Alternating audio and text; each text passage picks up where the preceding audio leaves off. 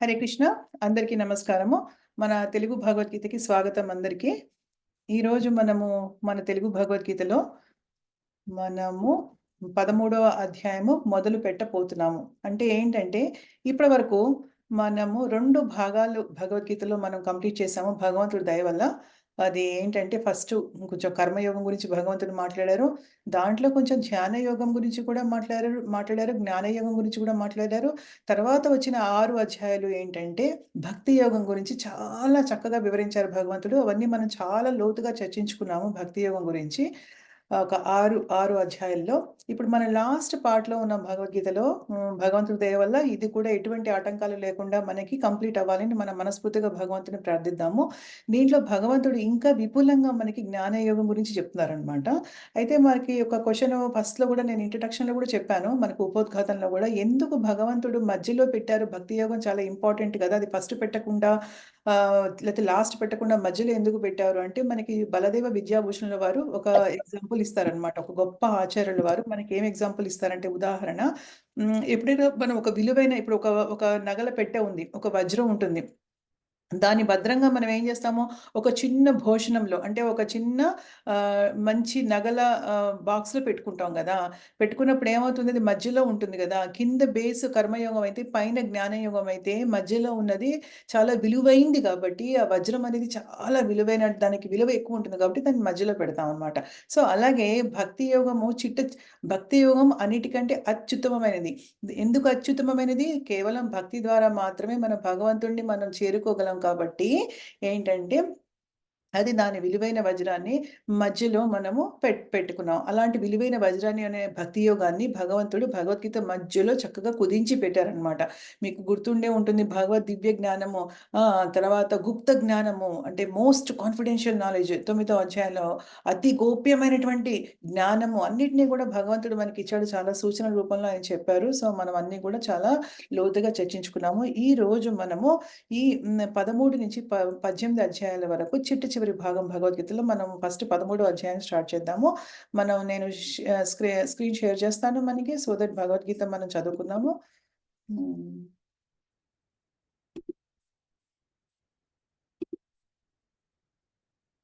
Okay.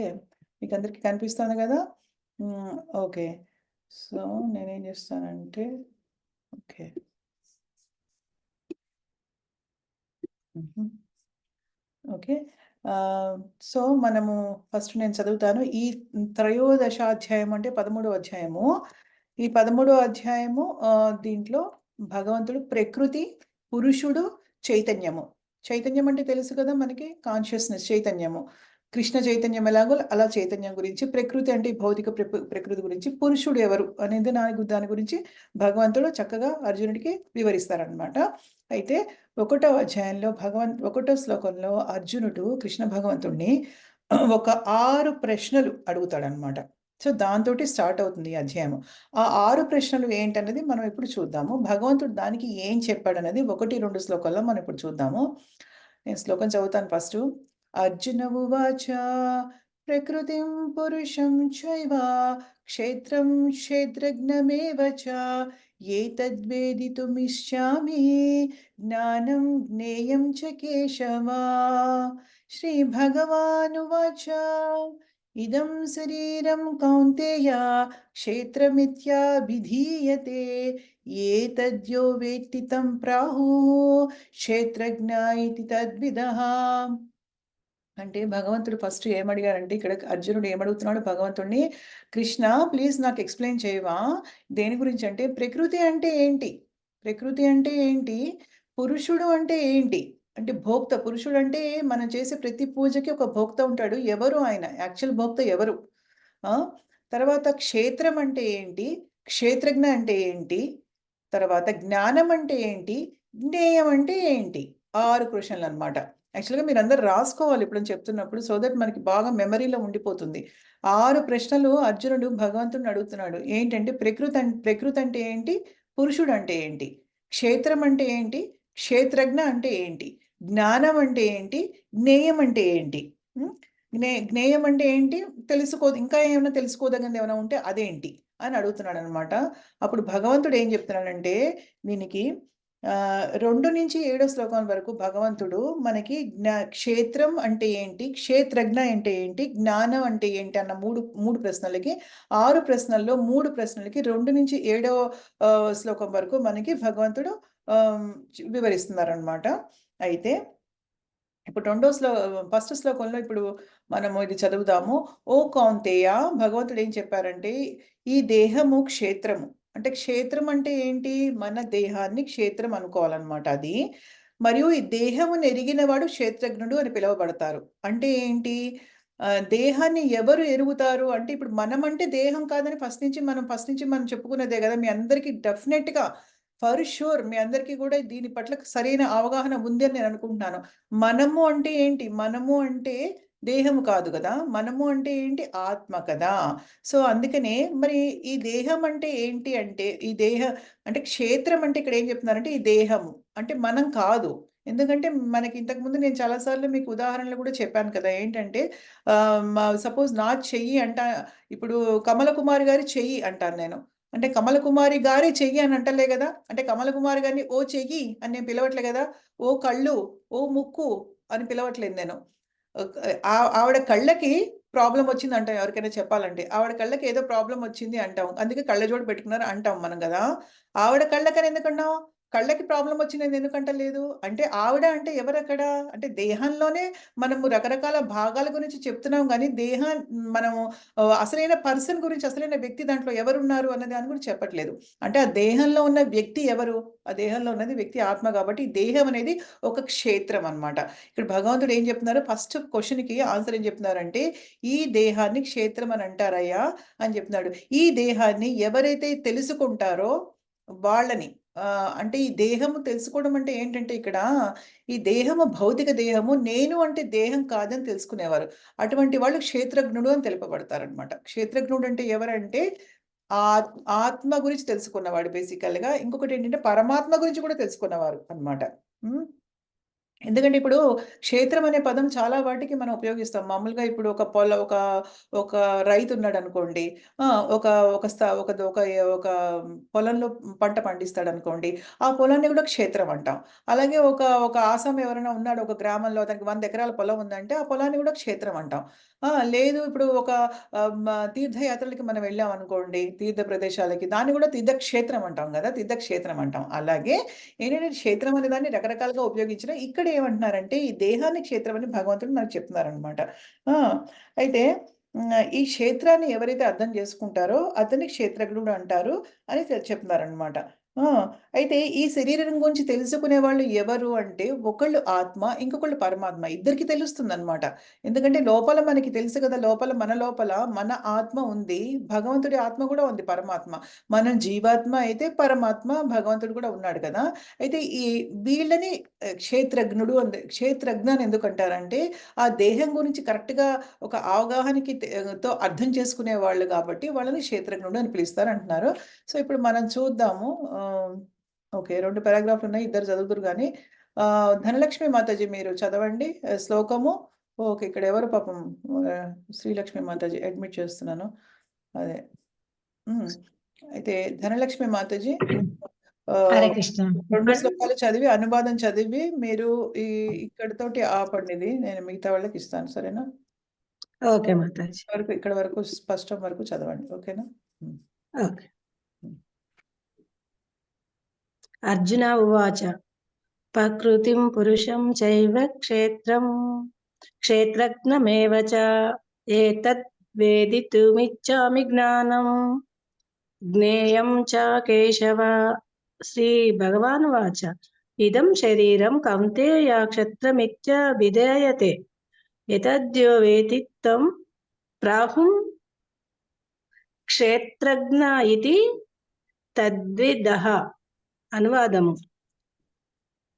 అర్జునుడిట్లు పలికెను, ప్రియమైన కృష్ణ, ప్రకృతిని గూర్చియు పురుషుని భోక్త గూర్చియు క్షేత్రమును గూర్చియు క్షేత్రము నెరింగిన వానిని గూర్చియు జ్ఞానము మరియు జ్ఞాన లక్ష్యమును గూర్చియు నేను తెలియగోరుచున్నాను.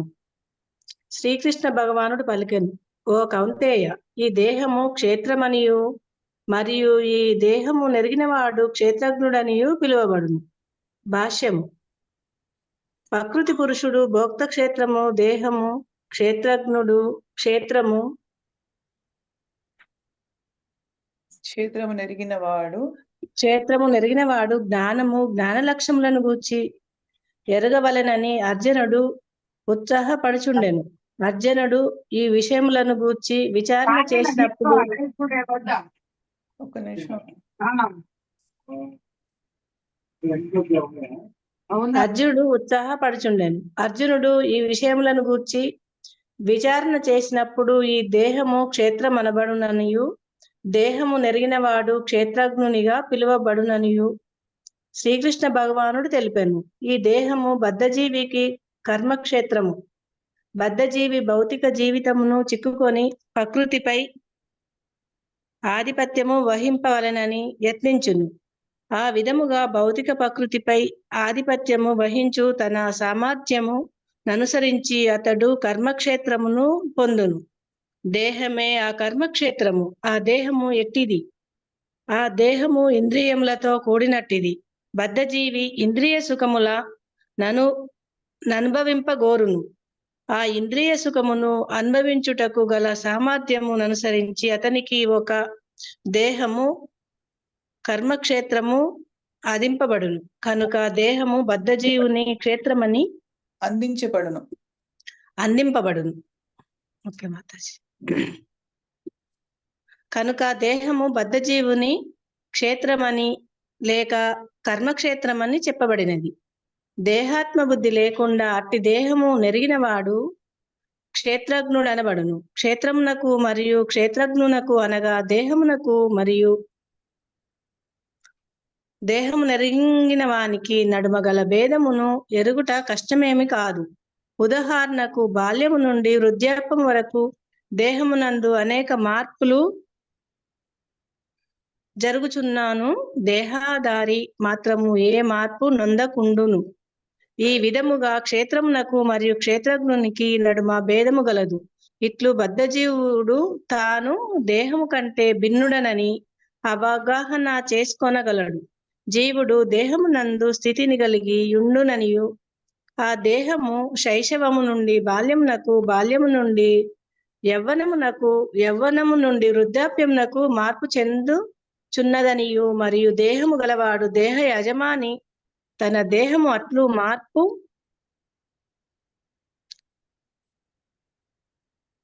చెందుచున్నట్లు ఎరగనని దేహినోస్మిన్ అను శ్లోకము ద్వారా వర్ణింపబడినది. 2.13 దేహ యజమానియే క్షేత్రజ్ఞుడు అనుట స్పష్టము. చదవాల మాట. Hare Krishna. Hare Krishna. Thank you so much. So ఇక్కడ కొంచెం మనము చర్చించి మనము తర్వాత నెక్స్ట్ దానికి వెళ్దాము. ఇప్పుడు ఏం చెప్తున్నారంటే ఇక్కడ సరే అర్జునుడు 6 ప్రశ్నలు అడిగారు. అయితే శ్రీకృష్ణ భగవానుడు చెప్పారు దానికి ఆన్సర్ కూడా. ఏమని చెప్పారు? దేహం క్షేత్రం అంటే ఈ దేహము. ఆ దేహాన్ని ఎవరైతే తెలుసుకుంటారో వాళ్ళు క్షేత్రజ్ఞుడు అని చెప్పారు. అయితే ఇక్కడ శ్రీల ప్రభుపాదుల వారు మనకి ఈ భాష్యంలో కొంచెం మనకి వివరణ ఇస్తున్నారు. ఏంటంటే ఈ దేహం అనేది బద్ధజీవికి కర్మక్షేత్రము. అంటే కర్మక్షేత్రం అంటే ఏంటి? ఇప్పుడు ఈ మనం బద్ధజీవులం. ఎందుకు బద్ధజీవులం మనం? ఎందుకంటే మనం బద్ధులమే ఉన్నాము. ఈ భౌతిక ప్రపంచంలో ఏదైతే 3 గుణాలు ఉన్నాయో సత్వ, రజ, స్తమో గుణాలకి బద్ధులే ఉన్నాం మనం అనమాట. అంటే వాటి నియంత్రణలో మనం ఉన్నాం కాబట్టి మనం బద్ధులమే ఉన్నాం అని అంటారనమాట. అంటే మనమేమి ఇండిపెండెంట్గా ఏమీ చేయడానికి లేదు. ఈ ప్రకృతిలో, ఈ భౌతిక ప్రకృతిలో మనమంటూ వచ్చినప్పుడు మనకి వేరే ఆప్షన్ ఏమీ లేదు, వేరే అవకాశం ఏమీ లేదు. అన్లెస్ మనము దాసోహం అవ్వాల్సిందే. ఈ ప్రకృతి యొక్క గుణాలకి వాటికి దాసోహం అవ్వాల్సిందే. కానీ ఎప్పుడైతే మనం భక్తి ప్రాసెస్ తీసుకున్నామో, భక్తియుక్త సేవని మనం మొదలుపెట్టామో మన జీవితంలో, అప్పుడు నెమ్మదిగా ఏమవుతుందంటే మనం వీటి నుంచి పడగలుగుతాం అనమాట. అయితే అప్పుడు మనము బద్ధ జీవితంలో ఉన్నాం ఇంకా. కాబట్టి మనకేంటంటే ఈ కర్మక్షేత్రం అనే ఈ శరీరం ఒకటి ఇచ్చారు. ఎందుకంటే మన కర్మలు చేయాలి కాబట్టి. అయితే ఈ బద్ధజీవి ఈ భౌతిక జీవితంలో ఏంటంటే మనం చిక్కుకొని పోయి ఉన్నప్పుడు ప్రకృతిపై మనం ఆధిపత్యం వహించాలని ప్రయత్నిస్తూ ఉంటాం. అసలు ప్రకృతి ఎవరి కింద ఉంటుంది? ప్రకృతి కేవలం భగవంతుడి కింద ఉంటుంది. అది భగవంతుడికి సర్వెంట్‌గా పనిచేస్తూ ఉంటుంది ప్రకృతి అనేది. కానీ మనం ఏంటంటే చాలా బద్ధులమైపోయి మనకి సరైన అవగాహన లేక మనం అటువంటి ప్రకృతి మీద మన ఆధిపత్యం చెలాయించాలని మనం ఈ భౌతిక ప్రపంచంలో చూస్తూ ఉంటాం అన్నమాట. ఆ! అప్పుడు అతడు ఈ ఏ మనం ఏ విధంగా అయితే ఆధిపత్యం వహించాలనుకుంటామో ప్రకృతి మీద దాని మీద ఆధారపడి మనకి కర్మక్షేత్రం అనే ఈ దేహాన్ని ఇవ్వడం జరుగుతుందనమాట. అయితే ఈ దేహం ఇచ్చినప్పుడు ఏం జరుగుతుంది అని శ్రీల ప్రభుపాదుల వారు చెప్తున్నారు. ఈ దేహం ఏంటంటే ఇంద్రియాలతో కూడుకొని ఉంటుంది. అంటే భౌతిక ఇంద్రియాలని చెప్పొచ్చు మనం. అప్పుడు ఈ బద్ధజీవి ఏంటంటే అండి ఏమవుతుందంటే ఈ ఇంద్రియాలతోటి ఇంద్రియ సుఖం కావాలనుకుంటాడనమాట. ఆ! అయితే ఎటువంటి ఇంద్రియ సుఖం మనం కావాలనుకుంటామో, దాని ప్రకారం మనకి ఈ జీవితం ఇవ్వబడుతుంది. అంటే ఈ దేహం అనేది ఇవ్వబడుతుందనమాట. ఆ! కాబట్టి ఈ దేహం అనేది బద్ధజీవుని క్షేత్రము లేక కర్మక్షేత్రం అని చెప్పబడిందని శ్రీల ప్రభుపాదులు చెప్తున్నారు. అంటే ఏంటి మన ఉన్న కోరికలు బట్టి, మనకున్న సామర్థ్యం అంటే మన ఎంతవరకు మనం ఇంద్రియ తృప్తి చేయగలుగుతాము అన్న సామర్థ్యాన్ని బట్టి, మనకున్న కోరికలు బట్టి మనకి కర్మక్షేత్రం అనే ఈ దేహం ఇవ్వబడింది. ఎందుకంటే మనం ఎలా మన కోరికలు తీర్చుకుంటాము? ఇది ఒక ఏమంటారు? మనకి ఒక ఇన్‌స్ట్రుమెంట్ లాగా, ఒక పనిముట్టులాగా మనకి సహాయపడుతుంది. అంటే మన ఆత్మ కోరికలు తీర్చుకోవడానికి ఇది ఒక దేహం కర్మక్షేత్రం ఇవ్వబడింది. దేహం అనేది కర్మక్షేత్రం ఇవ్వబడిందనమాట. ఆ! అయితే దేహాత్మ బుద్ధి లేకుండా ఎవరైతే గనక దేహాన్ని ఎరుగుతారో వాళ్ళు క్షేత్రజ్ఞుడు. అందరికీ కాదు. అంటే దేహాత్మ బుద్ధి అంటే ఏంటంటే మన ఆలోచనలు భౌతిక లెవెల్‌లో లేకుండా అంటే భౌతిక దేహం లెవెల్‌లో లేకుండా దాన్ని మించి ఉంటే గనక అంటే ఎవరైతే గనక మనము అంటే ఈ దేహము కాదు, మనము అంటే ఆత్మ అని అర్థం చేసుకోవడమే కాకుండా దాన్ని ఆచరణలో పెట్టినప్పుడు మనం ఆత్మలమైనప్పుడు అది కూడా మనము శుద్ధ ఆత్మలము భగవంతుడి యొక్క అంశ అయినప్పుడు ఆ భగవంతుడి యొక్క స్పార్క్ అయినప్పుడు మనకి ఈ దేహంతో గాని ఈ దేహం ద్వారా వచ్చే వాడితో కానీ ఎటువంటి సంబంధము లేదు. ఈ భౌతిక ప్రపంచంలో మనకసలు సంబంధమే లేదు. కానీ మన ఇంద్రియ తృప్తి కు కు చేసుకోవాలనుకుంటున్నాం కాబట్టి మనకి కర్మక్షేత్రం అనే ఈ దేహం ఇవ్వబడింది కాబట్టి కానీ మనకేంటంటే మనమంటే ఈ శరీరం కాదు. మనకి ఈ శరీరంతో సంబంధం లేదు అని ఎవరైతే గ్రహిస్తారో వాళ్ళు క్షేత్రజ్ఞుడు. ఇప్పుడు 2 క్వెషన్‌లు కదా! క్షేత్రం అంటే ఏంటి? మనం ఈ శరీరాన్ని క్షేత్రం అని చెప్తున్నారు భగవంతుడు. క్షేత్రజ్ఞుడు అంటే ఏంటి? అంటే ఈ దేహం గురించి సరైన అవగాహన కలిగిన వాడిని క్షేత్రజ్ఞుడు అంటారని చెప్తున్నారనమాట. సరే 2 ప్రశ్నలకి ఇప్పుడు ఆన్సర్ మీకు అర్థమైందనుకుంటాను గదా! ఏమైనా క్వెషన్స్ ఉంటే మీరు అడగొచ్చు. హ్మ్. అయితే అయితే ఈ విధంగా ఇప్పుడు క్షేత్రానికి, క్షేత్రజ్ఞుడికి డిఫరెన్స్ ఏంటి? తేడా ఏంటనేది తెలుసుకోవడం పెద్ద కష్టం ఏం కాదని చెప్తున్నారనమాట. దానికి ఒక ఉదాహరణ శ్రీల ప్రభుపాదుల వారు ఎలా చెప్తున్నారంటే, అంటే మనకి డౌట్ రావచ్చు. అంటే ఈ క్షేత్రం ఏంటి? క్షేత్రజ్ఞ ఏంటి? అంటే ఆ డిఫరెన్స్ ఎలా తెలుస్తుంది మనకి? ఎందుకంటే తెలుస్తుంది. ఎందుకంటే ఇప్పుడు మనం ఒక్క చిన్న విషయం గ్రహిస్తే మనకు తెలుస్తుంది. ఇప్పుడు మన చిన్నప్పుడు ఒకలా ఉన్నాం. 5 ఏళ్ళకి మనం ఎలా ఉన్నాం? 10 ఏళ్ళకి మనం ఎలాగున్నాం? 15కి ఎలా ఉన్నాం? 20కి ఎలా ఉన్నాం? 30, 40 వచ్చిన తర్వాత ఎలా ఉన్నాం? మళ్ళీ నెక్స్ట్ ఇంకా 60, 70 వచ్చినప్పుడు ఎలా ఉంటాము? ఇవన్నీ మనం చూసుకుంటే గనక అప్పుడు మ మనకే అర్థమవుతుంది. మన శరీరంలో ఎన్ని మార్పులొస్తున్నాయి గదా! కానీ లోపల ఉన్న క్షేత్రజ్ఞుడు అంటే ఆత్మకి మాత్రం ఎటువంటి మార్పు ఉండదు. ఆత్మ ఎప్పుడూ అలాగే ఉంటుంది. ఆత్మకి రెండో అధ్యాయంలో మనం చాలా క్లియర్‌గా చదువుకున్నప్పుడు ఆత్మ అనేది శాశ్వతమైనది. దానికి ఎటువంటి మార్పులు ఉండవు. అది నీళ్ళల్లో వేస్తే తడిసిపోదు. ఎండలో వేస్తే ఆరిపోదు. తర్వాత ఎవరైనా దేహానికి ఏదైనా గాయం చేస్తే ఆత్మకి గాయం అవ్వదు. ఆత్మకి ఎవరు హాని చేయలేరు. ఆత్మ నిత్యమైనది, శాశ్వతమైనది అని ఎన్నో మన లక్షణాలు రెండో అధ్యాయంలో మనం చాలా చక్కగా చదువుకున్నాం గదా! సో, అందుకని ఇప్పుడేంటంటే ఇప్పుడు మనం గనక ఈ విధంగా మనం అర్థం చేసుకున్నప్పుడు మనం చూస్తూ ఉంటే మన శరీరంలో ఎటువంటి మార్పులొచ్చాయి మనకి చిన్నప్పటి నుంచి ఇప్పటి వరకు అంటే మనకి ఈజీగా అర్థమైపోతుంది. క్షేత్రం అంటే ఇది ఈ మార్పు ఉండేదనమాట. ఈ కర్మక్షేత్రంలో అనే దేహాల్లో చాలా మార్పులు జరిగాయి మనకనమాట. కానీ ఏంటంటే బాల్యం నుంచి, యవ్వనం నుంచి వృద్ధాప్యం వరకు చాలా చాలా ఆహ్, మార్పులున్నాయి కానీ దేహ యజమానికి మాత్రం ఎటువంటి మార్పులు లేవు అని చెప్తున్నారు. సో, ఇది క్షేత్రం గురించనమాట. అంటే శరీరం గురించి. ఈ విషయాన్ని క్లియర్‌గా ఎవరైతే గ్రహిస్తారో అదృష్టవంతులు. ఏంటంటే మనమంటే ఈ శరీరం కాదు. ఈ శరీరం ఇలా మారిపోతుంది. కానీ నేను అంటే ఆత్మ కాబట్టి నాకు ఎటువంటి మార్పు లేదు. అది శాశ్వతమైనది. భగవంతుడి అంశ అని ఎవరైతే గుర్తిస్తారో వాళ్ళు క్షేత్రజ్ఞుడు అంటారు అని చెప్తున్నారనమాట. కమలకుమారి మాతాజీ మీరు చదువుతారా ఇప్పుడు? మీరొకసారి శ్లోకము, అనువాదం చదివి ఈ ఇది ఇక్కడ ఫినిష్ అప్ చేయండి మాతాజీ. ఓకే మాతాజీ. హ్మ్. హరే కృష్ణ మాతాజీ.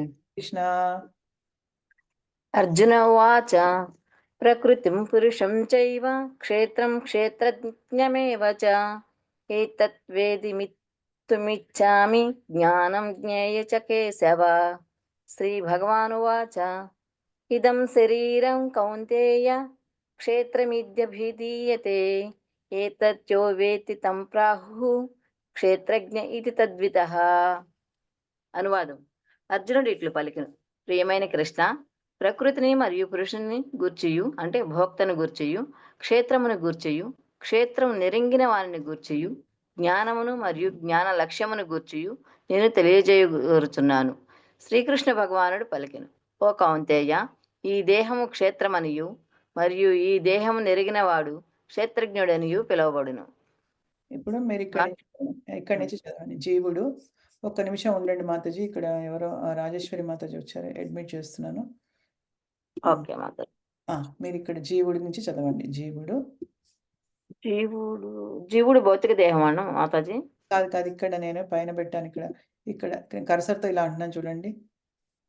ఓకే, ఇక్కడ కనిపిస్తున్న జీవుడు. ఓకే మాతాజీ.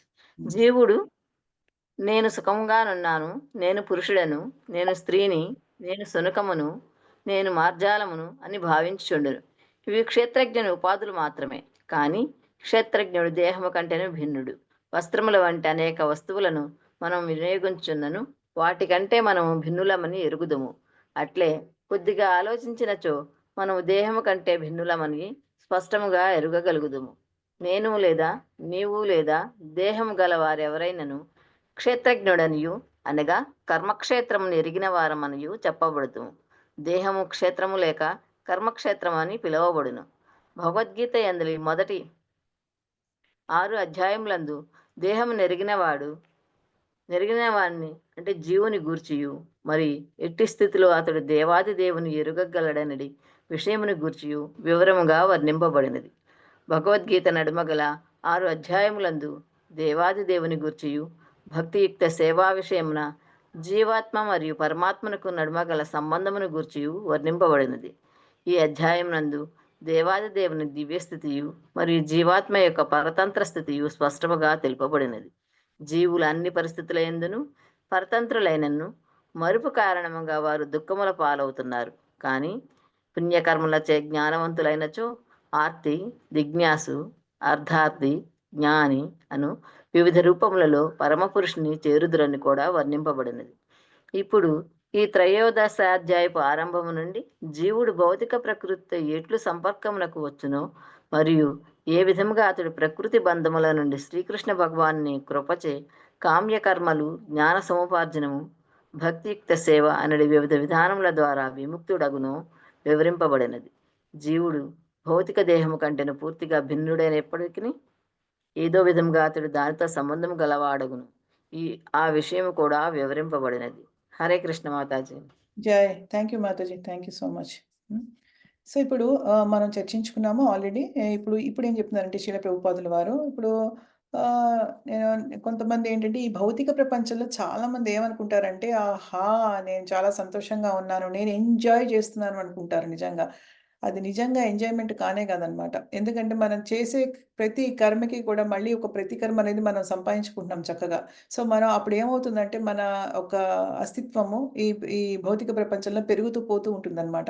కొంతమంది ఏంటంటే ఎలా అంటే ఉపాధులతోటి వాళ్ళని వాళ్ళు గుర్తించుకుంటారు. ఏంటంటే నేను పురుషుడని, నేను స్త్రీని, లేకపోతే నేను కుక్కని, నేను సునకాన్ని, నేను మార్జాలని, లేకపోతే నేను ఇంజినీర్‌ని, నేను డాక్టర్‌ని, లేకపోతే నేను నేను నేను భారతదేశానికి చెందిన వాళ్ళని, లేదా నేను ఆస్ట్రేలియాకి చెందిన వాళ్ళని, ఇలాగా లేకపోతే నేను క్యాబినెట్ మినిస్టర్‌ని. ఇవన్నీ కూడా ఏంటంటే మనకి ఉపాధులు. అశాశ్వతమైనటువంటి ఉపాధులనమాట. మన శరీరమే శాశ్వతం కాదు, మనమే శాశ్వతం కాదు. అలాంటప్పుడు ఈ ఉపాధులన్నీ కూడా అశాశ్వతమే కదా! కానీ ఏంటంటే ఈ జీవుడు అలా తన్ని తాను ఐడెంటిఫై చేసుకుంటాడనమాట. ఇవి క్షేత్రజ్ఞుని ఉపాధులు మాత్రమే. కానీ క్షేత్రజ్ఞుడు అంటే దేహం కంటే భిన్నుడు అని మనకి అర్థమైంది కదా! ఇప్పుడు క్షేత్రజ్ఞుడు అంటే ఎవరు? క్షేత్రం గురించి తెలిసినవాడు. క్షేత్రం అంటే ఏంటి? శరీరము, మన శరీరం. మన శరీరము పంచభూతాలతో చేసినటువంటి మన శరీరము, దాన్ని కర్మక్షేత్రం అని అంటారు. దాని గురించి డీటెయిల్డ్‌గా తెలుసుకున్నవాడు జ్ఞాని. ఎవరైతే జ్ఞానంతో ఉంటారో వాళ్ళు క్షేత్రజ్ఞులనమాట. ఇప్పుడు దానికి ఎగ్జాంపుల్ ఎంత బాగా చెప్తున్నారంటే శ్రీల ప్రభుపాదుల వారు, ఇప్పుడు నేనొక చీర కట్టుకున్నాను. మీరొక చీర కట్టుకున్నారు. ఓకేనా? ఒక డ్రెస్ ఏసుకున్నారు. మీకు తెలుసు మీ శరీరం కంటే ఏదైతే ఆ డ్రెస్ ఏసుకుంటున్నారో అది వేరేది అని తెలుసు కదా మీకు. దానికి దీనికి మీకు మధ్య తేడా ఉంది కదా! అంటే మన శరీరం కాదు అది కదా! జస్ట్ మనం మన శరీరానికి ఒక కవర్‌లాగా దాన్ని వేసుకుంటున్నాం మనం. కప్పుకుంటాం మన శరీరాన్ని బట్టలతో మనం కప్పుకుంటాం. కానీ మన శరీరము, బట్టలు ఒకటేనా? కాదు కదా! అలాగే మన ఆత్మ అనేది మన శరీరాన్ని కవర్ చేసుకుంటుందనమాట. ఎంబాడీమెంట్ అంటారు. అంటే ఏంటంటే, మన ఆత్మకి పైన ఒక వస్త్రంలాగా ఈ దేహం అనేది ఇవ్వబడిందనమాట. సో, అప్పుడు మనకి అర్థమవుతుంది గదా! మనం వేరు, ఆత్మ వేరు, శరీరం వేరు. మన శరీరం వేరు, మన ఆత్మ వేరు అని మనకు అర్థమవుతుంది గదా! అది ఆ విధంగా మనకి చెప్తున్నారనమాట. ఆ!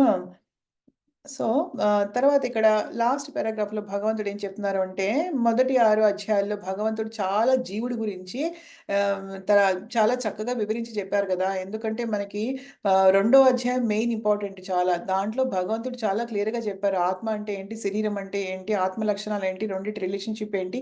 అన్నీ క్లియర్‌గా చెప్పారు గదా!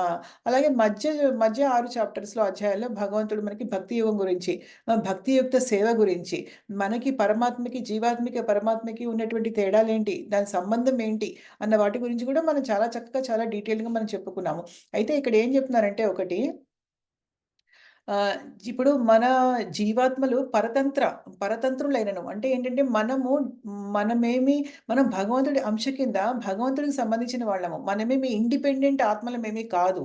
మనం డిపెండెంట్. ఆధారపడి భగవంతుడి అంశగా మనం భగవంతుడి మీద ఆధారపడినటువంటి ఆత్మలమనమాట మనం. ఆధ్యాత్మిక ఆత్మలం మనం. కానీ ఏంటంటే ఆ విషయాన్ని మర్చిపోవడం వల్ల వస్తోంది మనకి ప్రాబ్లమ్ అంతా కూడా ఆ విషయం మర్చిపోవడం వల్ల వస్తోంది. అంటే ఈరోజు మనకేదో మంచి జరిగి మనం సుఖంగా ఉన్నామనుకుంటే, అదేమి శాశ్వతమైనటువంటి సుఖమేమీ గాదు. సుఖ దుఃఖాలు, కష్ట నష్టాలు, మంచి చెడులు అన్నీ గూడా ఈ భౌతిక ప్రపంచంలో మనం వచ్చినప్పుడు, మన పూర్వజన్మ పాపపుణ్యాల ప్రకారం మనకు వస్తూనే ఉంటాయి. వస్తూ ఉంటే, పోతూ ఉంటాయి. వస్తూ ఉంటే, పోతూ ఉంటాయి అంతే. అంతేగాని పర్మనెంట్‌గా మనం సుఖంగా ఉండాలనుకున్న కుదరదు. పర్మనెంట్‌గా మనకి కష్టాలు కూడా ఉండకపోవచ్చు. కానీ ఈ విషయాన్ని మనం క్లియర్‌గా అర్థం జేసుకోవాలనమాట.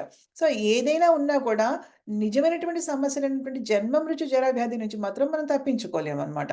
సో, అయితే ఇప్పుడు ఆహ్, ఆహ్, ఎవరైతే గనక పుణ్యకర్మలతో జ్ఞానవంతులవుతారో, ఎవరికైనా కొంచెంలో గొప్పలో కొంచెం పుణ్యం ఉంటుందో, వాళ్ళు భగవంతుడిని ఆశ్రయిస్తారు. అలా భగవంతుడిని ఆశ్రయించే వాళ్ళలో నలుగురు చాలా ముఖ్యమైన వాళ్ళున్నారు. 4 రకాల వాళ్ళు ఫస్ట్ భగవంతుడిని ఆశ్రయిస్తారట. ఎవరంటే ఆర్తిగా ఉన్నవాళ్ళంటే ఏంటంటే జీవితంలో నిస్సహాయ స్థితిలో ఉన్నవాళ్ళు, చాలా కష్టాల్లో ఉన్నవాళ్ళు, వాళ్ళకి ఎటువంటి ప్రాబ్లమ్స్‌కి సొల్యూషన్ లేని వాళ్ళు ఫస్ట్ భగవంతుని శరణు తీసుకుంటారనమాట. అదొకటి. జిజ్ఞాసు అంటే ఏంటంటే ఎవరికైతే ఇంక్విజిటివ్‌నెస్ అంటే ఆహ్, చాలా కుతూహలం ఉంటుంది. ఎంతూజియాజం ఉంటుంది. ఉత్సుకత ఉంటుంది. తెలుసుకోవాలి. అంటే భగవంతుడంటే ఎవరు? ఏంటి అసలు? ఎలా ఉంటాడు? ఆయన ఎందుకు గొప్పవాడు? రకరకాల క్వెషన్స్ వస్తాయన్నమాట వాళ్ళకి. అటువంటి వాళ్ళు భగవంతుడిని ఆశ్రయిస్తారు. భగవంతుడి భక్తియుక్త సేవని చేద్దాం అనుకుంటారు. ఆ విషయాలు తెలుసుకోవడానికి. ఇంకోళ్ళు అర్ధార్థి అంటే ఎవరికైతే డబ్బు కావాలనుకుంటారో, ధనం సంపాదించాలనుకుంటారో వాళ్ళు భగవంతుడి శరణు తీసుకుంటారు. ఇంకొకళ్ళు జ్ఞానులంటే ఏంటంటే వాళ్ళకి జ్ఞానం కావాలి భగవంతుడి గురించి. జ్ఞానం సంపాదించుకోవాలి అన్నమాట. నాలెడ్జ్ కావాలనమాట. సో, దాని గురించి ఆశ్రయించే వాళ్ళుంటారు. ఇలా వివిధ రూపాల్లో వాళ్ళు భగవంతుడికి చేరినా కూడా at some point of time ఏదో ఒక రోజు ఒక శుభముహూర్తంలో వాళ్ళు శుద్ధ భక్తులవుతారు భగవంతుడికి. కారణం ఏదైనా ఫస్ట్ భగవంతుడిని ఏదో ఒకటి ఆశించి ఆశ్రయం తీసుకున్నా కూడా భగవంతుడి కృప ఉంటే గనక వాళ్ళు తప్పకుండా మంచిగా తర్వాత భక్తులుగా తయారయ్యే అవకాశం ఉందన్నమాట. అయితే ఆహ్ ఈ అధ్యాయంలో ఏమేమి వివరించారు అన్నది చెప్తున్నారనమాట. జీవుడు ఆరంభం నుంచి భౌతిక ప్రకృతితో ఎట్లు సంపర్కానికి వస్తారు? అంటే ఎందుకొచ్చాం? అసలు ఎలా వచ్చాం మనం ఇక్కడికి? మళ్ళీ ఏ విధంగా ఈ బంధనాల నుంచి కృష్ణ భగవాన్ కృపచే మనం బయటికొస్తాము? ఇవన్నీ గూడా దీంట్లో వివరించారని చెప్పబడిందనమాట. సో, మనం మూడో శ్లోకంకెళ్దాము. ఇప్పుడు మనం ఏం అర్థం చేసుకున్నాము? ఫస్ట్ ఏంటంటే 6 ప్రశ్నలు అర్జునుడు అడిగాడు భగవంతుడికి. ఏమడిగారంటే ఆహ్, బ స్వామి క్షేత్రం అంటే ఏంటి? క్షేత్రజ్ఞ అంటే ఏంటి? తర్వాత ప్రకృతి అంటే ఏంటి? పురుషుడంటే ఏంటి? జ్ఞానం అంటే ఏంటి? జ్ఞేయం అంటే ఏంటి? జ్ఞేయం అంటే ఏంటి అని అడిగారనమాట. అంటే ఆయన 2 ప్రశ్నలకి ఫస్ట్ రెండో శ్లోకంలో సమాధానం చెప్పారు. ఏమనంటే నాయనా క్షేత్రం అంటే అది మన శరీరము. క్షేత్రజ్ఞ అంటే ఎవరైతే ఈ శరీరాన్ని గురించి తెలుసుకుంటారో వాళ్ళు క్షేత్రజ్ఞ అంటారు. ఈ ఈ మూడో శ్లోకంలో భగవంతుడు ఏం చెప్తారంటే 2 విషయాలు చెప్తారు. ఏంటంటే కృష్ణుడు నేను కూడా క్షేత్రజ్ఞుడినే. అంటే ఇప్పుడు నువ్వు అనుకుంటున్నావేమో నేను క్షేత్రజ్ఞ అంటే ఎవరైతే దేహాన్ని తెలుసుకుంటారో. కానీ నేను కూడా దేహాన్ని తెలుసుకుంటాను ఈ దేహాన్ని. ఎందుకంటే నేను పరమాత్మగా నీ దేహంలో ఉన్నాను కాబట్టి నేను కూడా క్షేత్రజ్ఞుడినే అని చెప్పడం ఒకటి. రెండో విషయం ఏంటంటే జ్ఞానం అంటే ఏంటంటే పరిపూర్ణటువంటి జ్ఞానం అని చెప్తున్నారనమాట. ఆ! అయితే చూద్దాం ఏం చెప్తున్నారో చక్కగా భగవంతుడు. ఆహ్, హ్మ్. క్షేత్రజ్ఞం చాపి మాం విద్ధి సర్వక్షేత్రేషు భారత క్షేత్రజ్ఞయోర్జ్ఞానం యత్తజ్ఞానం మతం మమ. ఓ భరతవంశీయుడా, సర్వదేహములందును నేను కూడా క్షేత్రజ్ఞుడని నీవు ఎరుగుము. అంటే నేను కూడా క్షేత్రజ్ఞుడిని. ఇప్పుడు ఏ మన దేహం గురించి మనకు తెలుస్తుంది కదా! మనం ఒక క్షేత్రజ్ఞులం. మన ఆత్మ ఉంది. భగవంతుడు కూడా ఉంటాడు మనలో కాబట్టి ఆయన. కాపోతే మనకి, ఆయనకి ఏంటి తేడా? ఫస్ట్ నుంచి మనం అనుకుంటుంది ఏంటంటే, మన క్షేత్రజ్ఞుడు ఎవరైతే ఉన్నారో మన ఆత్మ లోపల కేవలం మన దేహం గురించి మాత్రమే తెలుస్తుంది. కానీ క్షేత్రజ్ఞుడైనటువంటి భగవంతుడు ప్రతి ఒక్క శరీరంలో ఉంటాడు కాబట్టి, ఆయనకి అందరి శరీరాల గురించి ఆయనకి తెలుస్తుందనమాట. అది డిఫరెన్స్. తర్వాత దేహమును మరియు దేహమునెరిగిన వారిని తెలుసుకునేటియే జ్ఞానమనబడుతుంది. అదే నా అభిప్రాయము. నా అభిప్రాయం అని క్లియర్‌గా ఎప్పుడు జ్ఞానం గురించి కూడా చెప్తున్నారనమాట భగవంతుడు. ఇప్పుడు దేహాన్ని ఎవరైతే తెలుసుకుంటున్నారో దాన్ని క్షేత్రజ్ఞుడు అంటారు కదా! ఇప్పుడు దేహాన్ని మరియు దేహం నెరిగిన వారిని తెలుసుకొనుటయే. అంటే ఏంటంటే ఇప్పుడు దేహము నెరిగిన వారు ఎవరెవరున్నారు? ఎవరెవరున్నారంటే మనమున్నాం. అంటే మన ఆత్మ ఉంది, పరమాత్మ ఉంది. అంటే ఇప్పుడు క్లియర్‌గా ఏమని చెప్తున్నారు? పరిపూర్ణమైన జ్ఞానం అంటే ఏంటని చెప్తున్నారంటే దేహంను, తర్వాత దేహం అంటే ఏంటో తెలుసుకున్న వాళ్ళు, తర్వాత ఆ దేహాన్ని ఎరిగినటువంటి ఆత్మ, పరమాత్మల గురించి తెలుసుకున్న వాళ్ళు, వాళ్ళ గురించి సరైనటువంటి జ్ఞానం ఉన్నవాళ్ళు, అటువంటి నాలెడ్జ్ సంపాదించుకున్న వాళ్ళు, వాళ్ళు అదే జ్ఞానం అన్నమాట. అది జ్ఞానం అని చెప్తున్నారన్నమాట. అదే నా అభిప్రాయం అని క్లియర్‌గా భగవంతుడు మనకి ఇక్కడ చెప్తున్నారన్నమాట. కుమారి మాతాజీ, హరే కృష్ణ. మీరు ఏం చదువు. చేస్తారంటే యాహ్! ఇది చాలా పెద్దగా ఉంది. సో, మీరేం చేస్తారంటే నేను చెప్తాను ఎక్కడ ఆపాలో మీకు. ఓకేనా? ఆహ్, యాహ్! మీరు బహుశా ఇక్కడ ఎక్కడైనా ఆపండి. దీని గురించి చెప్తాను. హ్మ్. ఒక్క నిమిషము. ఓకే. నేను చెప్తాను ఇక్కడ. ఇక్కడ వరకు ఆపండి. మాతాజీ? సరే. చదవండి. క్షేత్రజ్ఞం చాపి మాం విద్ధి సర్వక్షేత్రేషు భారత క్షేత్రజ్ఞయోర్జ్ఞానం యత్తజ్ఞానం మతం మమ. అనువాదము. ఓ భరతవంశీయుడా, సర్వదేహములందును నేను కూడా క్షేత్రజ్ఞుడని నీవు ఎరుగుము. దేహమును మరియు దేహమునెరిగిన వానిని తెలుసుకొనుటయే జ్ఞానమనబడును. అదియే నా అభిప్రాయము. భాష్యము. దేహము మరియు దేహమును ఎరిగిన వాని గూర్చియు ఆత్మ మరియు పరమాత్మని గూర్చియు చర్చించినప్పుడు భగవానుడు జీవుడు భౌతిక పదార్థమును 3 విభిన్నాంశములు మనకు గోచరించును. కర్మక్షేత్రమైన ప్రతి దేహమునందు జీవాత్మ, పరమాత్మ అను 2 ఆత్మలు కలవు. అట్టి పరమాత్మ దేవాది దేవుడైన శ్రీకృష్ణుని స్వరూపాంశమగుడిచే శ్రీకృష్ణ భగవానుడు నేను కూడా క్షేత్రజ్ఞుడును, కాని నేను దేహమునందలి జీవాత్మ అనబడు క్షేత్రజ్ఞుడును కాను. నేను పరమక్షేత్రజ్ఞుడను. నేను పరమాత్మగా ప్రతి దేహమునందును నెలకొని ఉన్నాను అని చెప్పుచున్నాడు. భగవద్గీతను అనుసరించి ఈ కర్మక్షేత్రమును గూర్చియు కర్మక్షేత్రము ఎరిగిన క్షేత్రజ్ఞుని గూర్చియు సూక్ష్మాతి సూక్ష్మముగా పరిశీలిస్తూ అధ్యయనము చేయువాడు ఆ సంపూర్ణ జ్ఞానమును పొందగలుగును. జీవుల దేహములన్నింటినీ యందును నేను క్షేత్రజ్ఞుడై ఉందును అని భగవానుడు చెప్పుచున్నాడు. జీవుడు తన దేహమును గూర్చి మాత్రమే ఎరిగి ఉండవచ్చును, కానీ అతనికి ఇతర దేహముల గూర్చియు జ్ఞానం ఉండదు.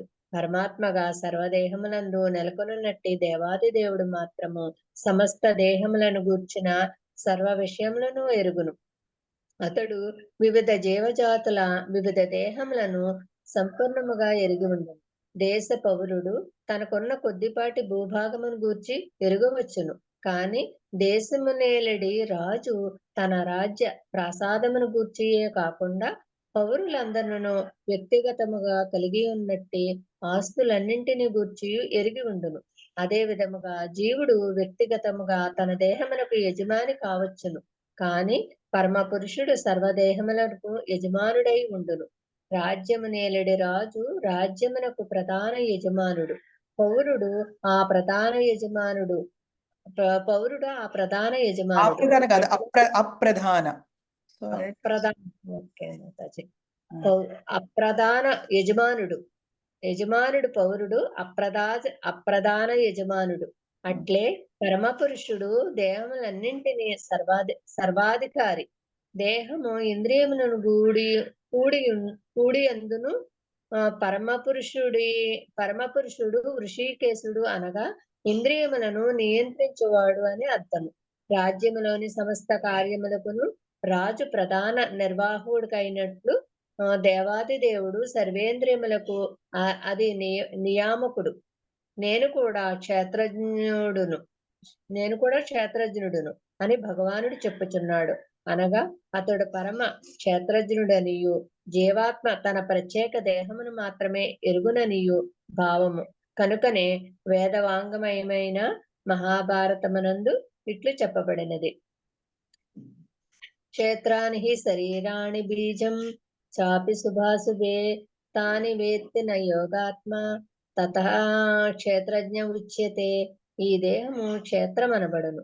దీని యందు క్షేత్రజ్ఞుడు దేహము యొక్క యజమాని మరియు క్షేత్రజ్ఞులను గూర్చి తెలిసిన పరమపురుషుడు నివసించును. కనుక భగవానుడు సర్వక్షేత్రజ్ఞుడని చెప్పబడినాడు. కర్మక్షేత్రమైన దేహమునకును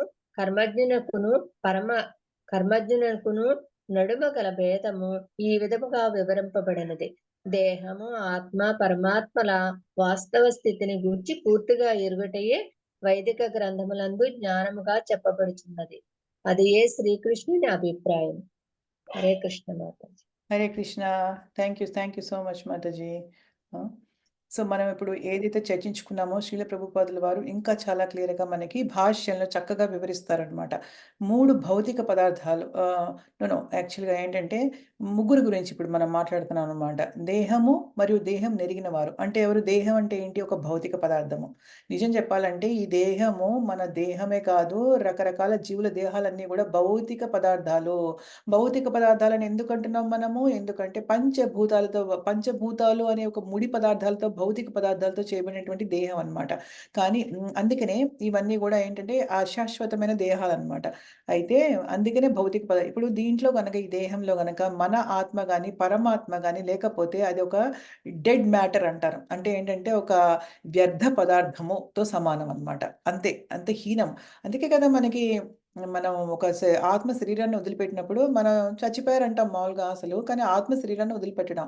అప్పుడు ఏమవుతుంది? శరీరము దాంట్లో చలనం లేకుండా అయిపోతుంది కదా! ఆత్మ లేకపోతే ఆధ్యాత్మిక టచ్ అనేది లేకపోతే, ఆధ్యాత్మిక తో నిండి ఉన్నటువంటి ఆత్మ అనేది లేకపోతే అక్కడ ఆ శరీరం అనేది ఒక వ్యర్థ పదార్థం కింద లెక్క అన్నమాట. దాన్ని కాల్చివేయాలి లేదా పాతిపెడతారు. అంతే కదా! ఇంకా పురుగులకి వాటికి వీటికి ఆహారం అవుతుంది అంతే అది.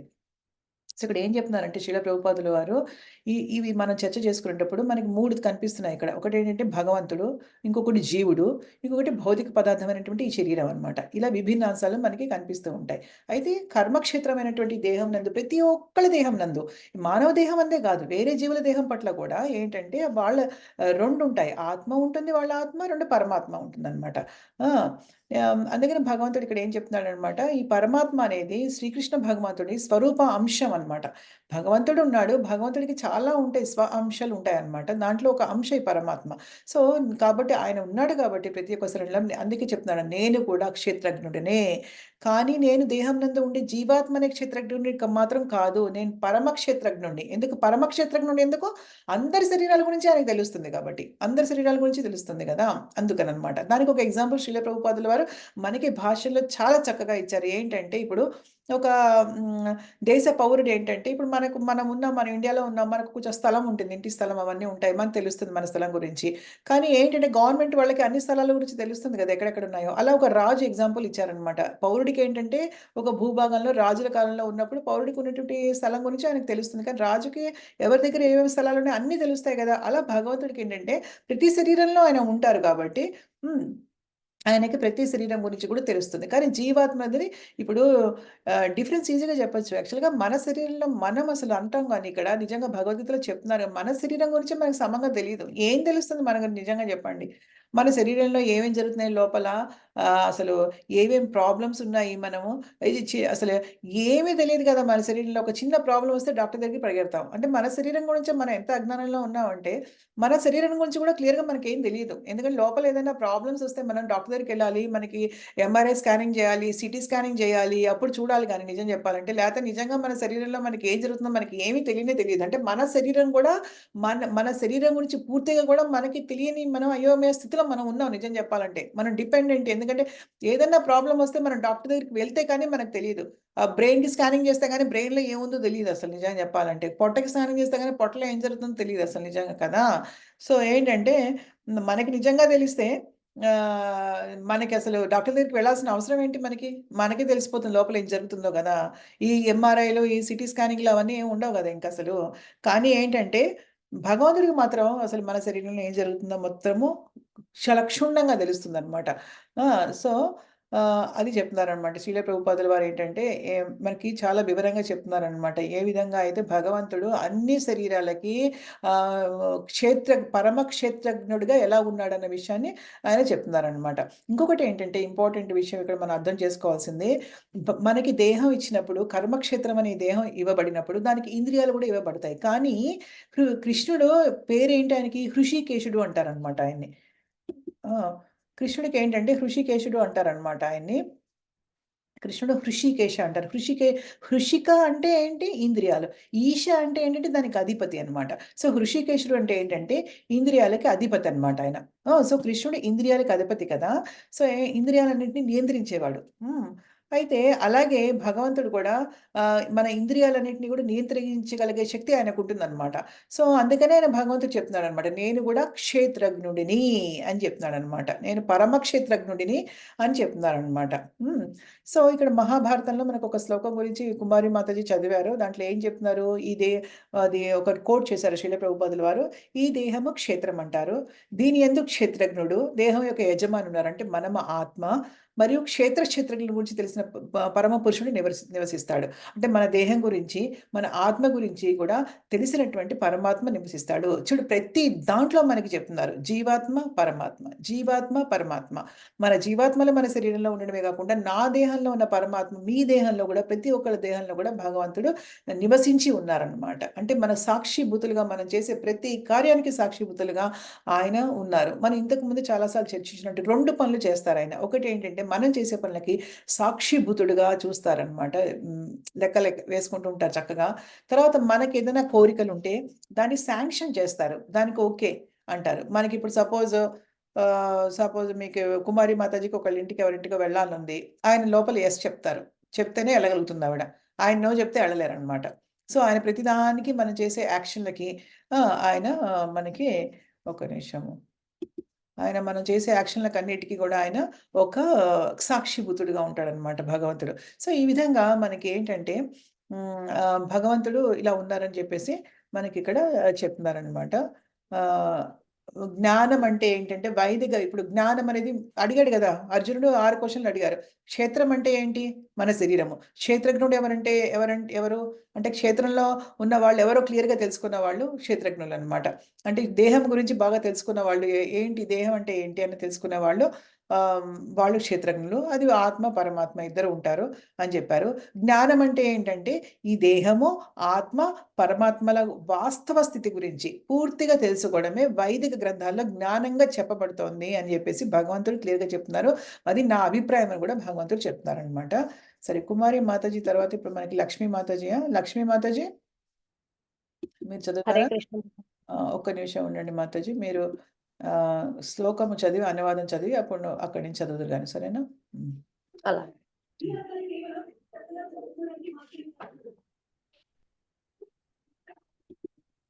స్టార్ట్ చేసేదా మాతాజీ? చేయండి. క్షేత్రజ్ఞం చాపి మా విద్ధి సర్వక్షేత్రేషు భారత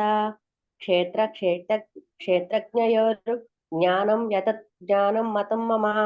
అనువాదము: ఓ భరతవంశీయుడ, సర్వదేహములందును నేను కూడా క్షేత్రజ్ఞుడనని నీవు ఎరుగుము. దేహమును మరియు దేహము నెరిగిన వానిని తెలుసుకొనుటయే జ్ఞానమనబడును. అదే నా అభిప్రాయము. సో ఇప్పుడు మీరు ఎక్కడి నుంచి చదువుతారంటే ఇక్కడి నుంచి చదవండి. ఆత్మ మరియు పరమాత్మలు ఒకటే అయినను. ఆత్మ మరియు పరమాత్మలు ఒకటే అయినను అదే సమయమున వాటి మధ్య భేదము గలదని అవగాహనయే జ్ఞానము. కర్మక్షేత్రమైన దేహమును మరియు దేహము నెరిగిన క్షేత్రజ్ఞును ఎరుగలేని వాడు సంపూర్ణ జ్ఞానవంతుడు కాజాలడు.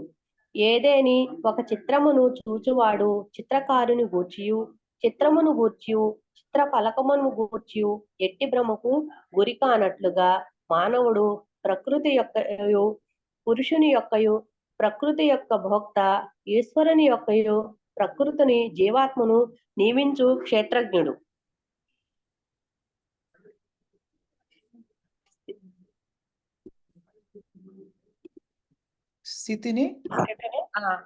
స్థితిని సంపూర్ణముగా అవగాహనము చేసుకొనవలెను. ఈ మూడింటికి సంబంధించిన వివిధ స్థితులకు సంబంధించిన విషయమును ఎవరును ఎట్టి భ్రమకు గురికారాదు. కర్మక్షేత్రమైన ఈ భౌతిక జగత్తుయే ప్రకృతి. అట్టి ప్రకృతిని అనుభవించువాడు జీవుడు. ఈ రెండింటిని నియంత్రించువాడు పరమేశ్వరుడైన శ్రీకృష్ణ భగవానుడు. ఈ విషయమును శ్వేతాశ్వత పరోక్షిస్తూ నందు ఇట్లు చెప్పబడినది. శ్వేతాశ్వత ఉపనిషత్. యాక్చువల్ గా ఇది తప్పు ఉంది ఇక్కడ. ఉపనిషత్, శ్వేతాశ్వతరోపనిషత్తు నందు ఇట్లు చెప్పబడినది. భోక్తం భోగ్యం ప్రేరితారం చ మత్వా సర్వం ప్రోక్తం త్రివిధం బ్రహ్మమే తత్. బ్రహ్మ భావములు మూడు విధములుగా గలవు. ప్రకృతియే కర్మక్షేత్ర రూపమైన బ్రహ్మము. జీవుడు కూడా బ్రహ్మము. అతడు భౌతిక ప్రకృతిని నియంత్రించుటకు యత్నించుచుండును. ప్రకృతి మరియు జీవుడు వీరిరువురిని నియంత్రించువాడు కూడా బ్రహ్మమే, కానీ అతడే నిజమైన నియామకుడు. ఈ అధ్యాయమును క్షేత్రము నెరిగిన ఈ ఇరువురి క్షేత్రజ్ఞులలో ఒకడు అచ్యుతుడనియు మరొకడు అచ్యుతుడనియు. చిత్తుడని మాతాజీ అక్కడ రెండవది అచ్యుతుడనియు కూడా వివరింపబడింది. ఒకడు దివ్యుడు, మరొకడు పరతంత్రుడు.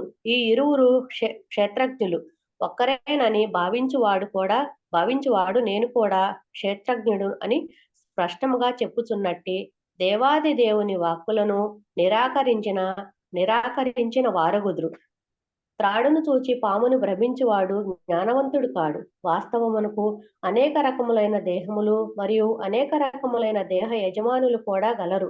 ప్రతి జీవాత్మ భౌతిక ప్రకృతిపై అధికారము చెలాయించుటకు తగిన వ్యక్తిగత సామర్థ్యమును కలిగి ఉండొచ్చే ఈ వివిధ దేహము ఏర్పడుచున్నవి.